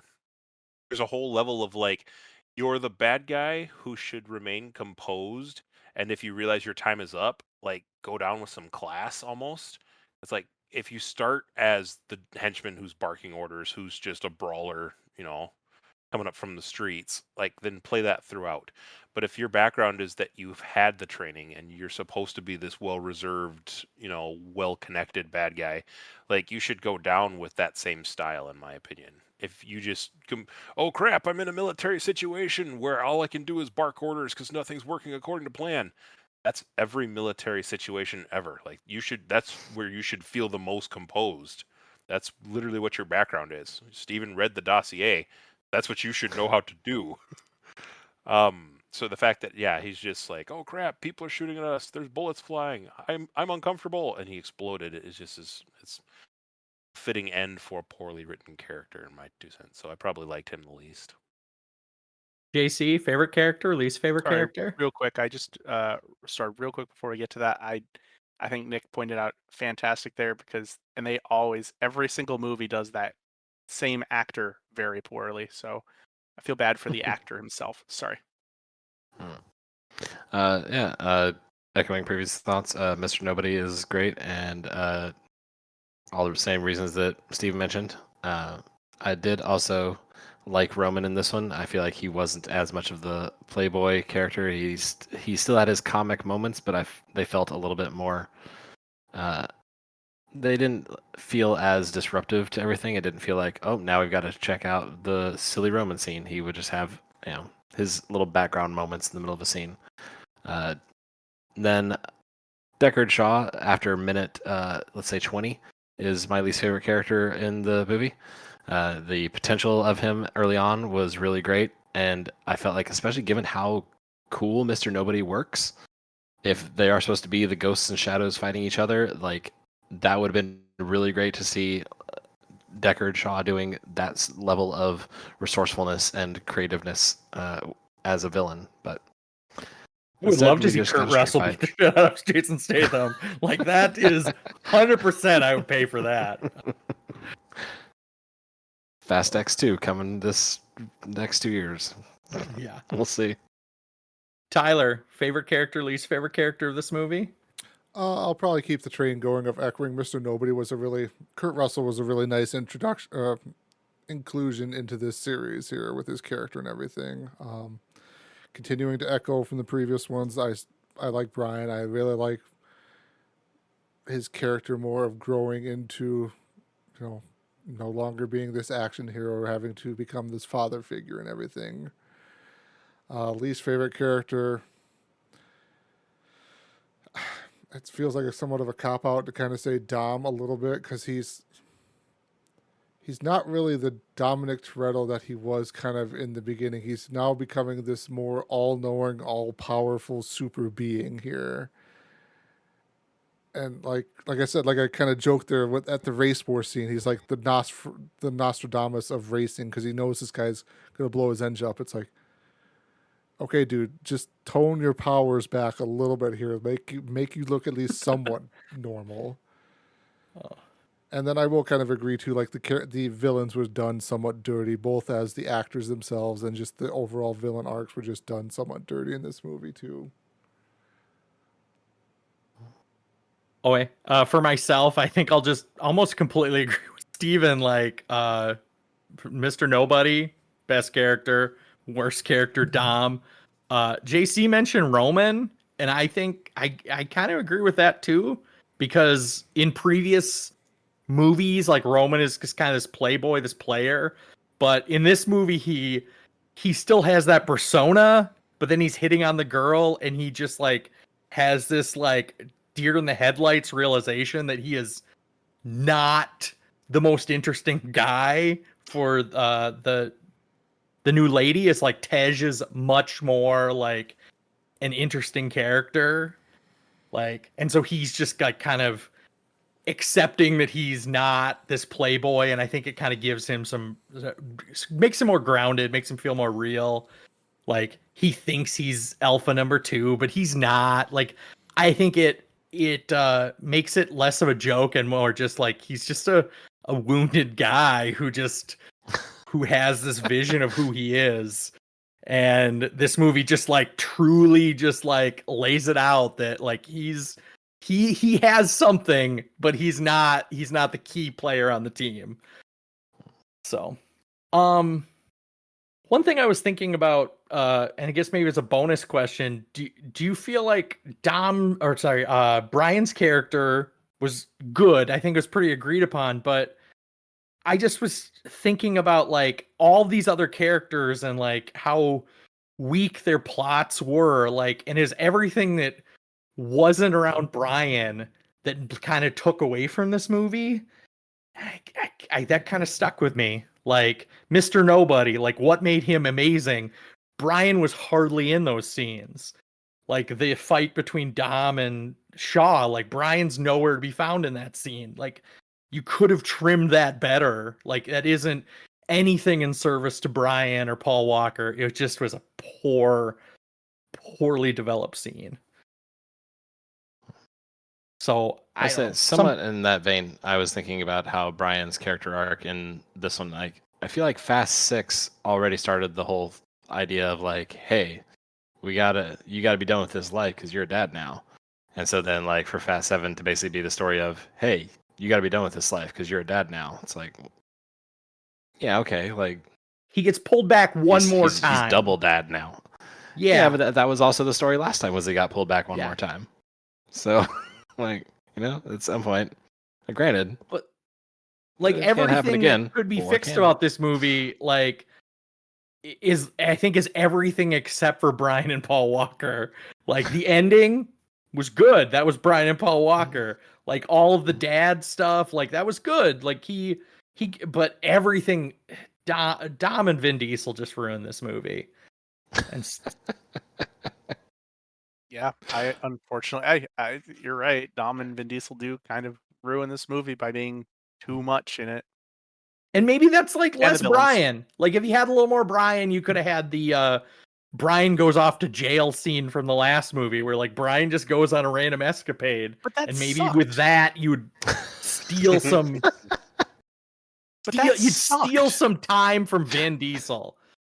Like that was a low point of the movie on that last one. Is like I don't think it's necessarily that it is missing Brian, more that Vin Diesel's just not good. Like you can't paste over it. Yeah, I'd echo Anyway. that we don't need more of like to offset Dom doing donuts and making a bunch of dust around Jaconda for 2 minutes straight. We don't need 2 minutes extra of Brian to offset that. We just don't need the 2 minutes of Dom creating a dust cloud for no reason. Anyway, that was all I had. I don't really have anybody have any other interesting questions or any other thoughts before we wrap up? All right, going to take everyone's silence as a no there. Looks like we are good to then kind of get to the ending here of our podcast. As we do with the past 2 seasons here, we will be doing one large wrap-up episode. We're going to have to try and find a time to squeeze that in with everyone's schedules. So stay tuned for when that episode drops, everyone. But if there's nothing else from everybody else here, we will go ahead and say thanks to anybody out there for listening. We hope you have a good one. Until next time. Thank you, listener. Bye. Bye. Bye. Like and subscribe. Don't miss subscribing to the podcast.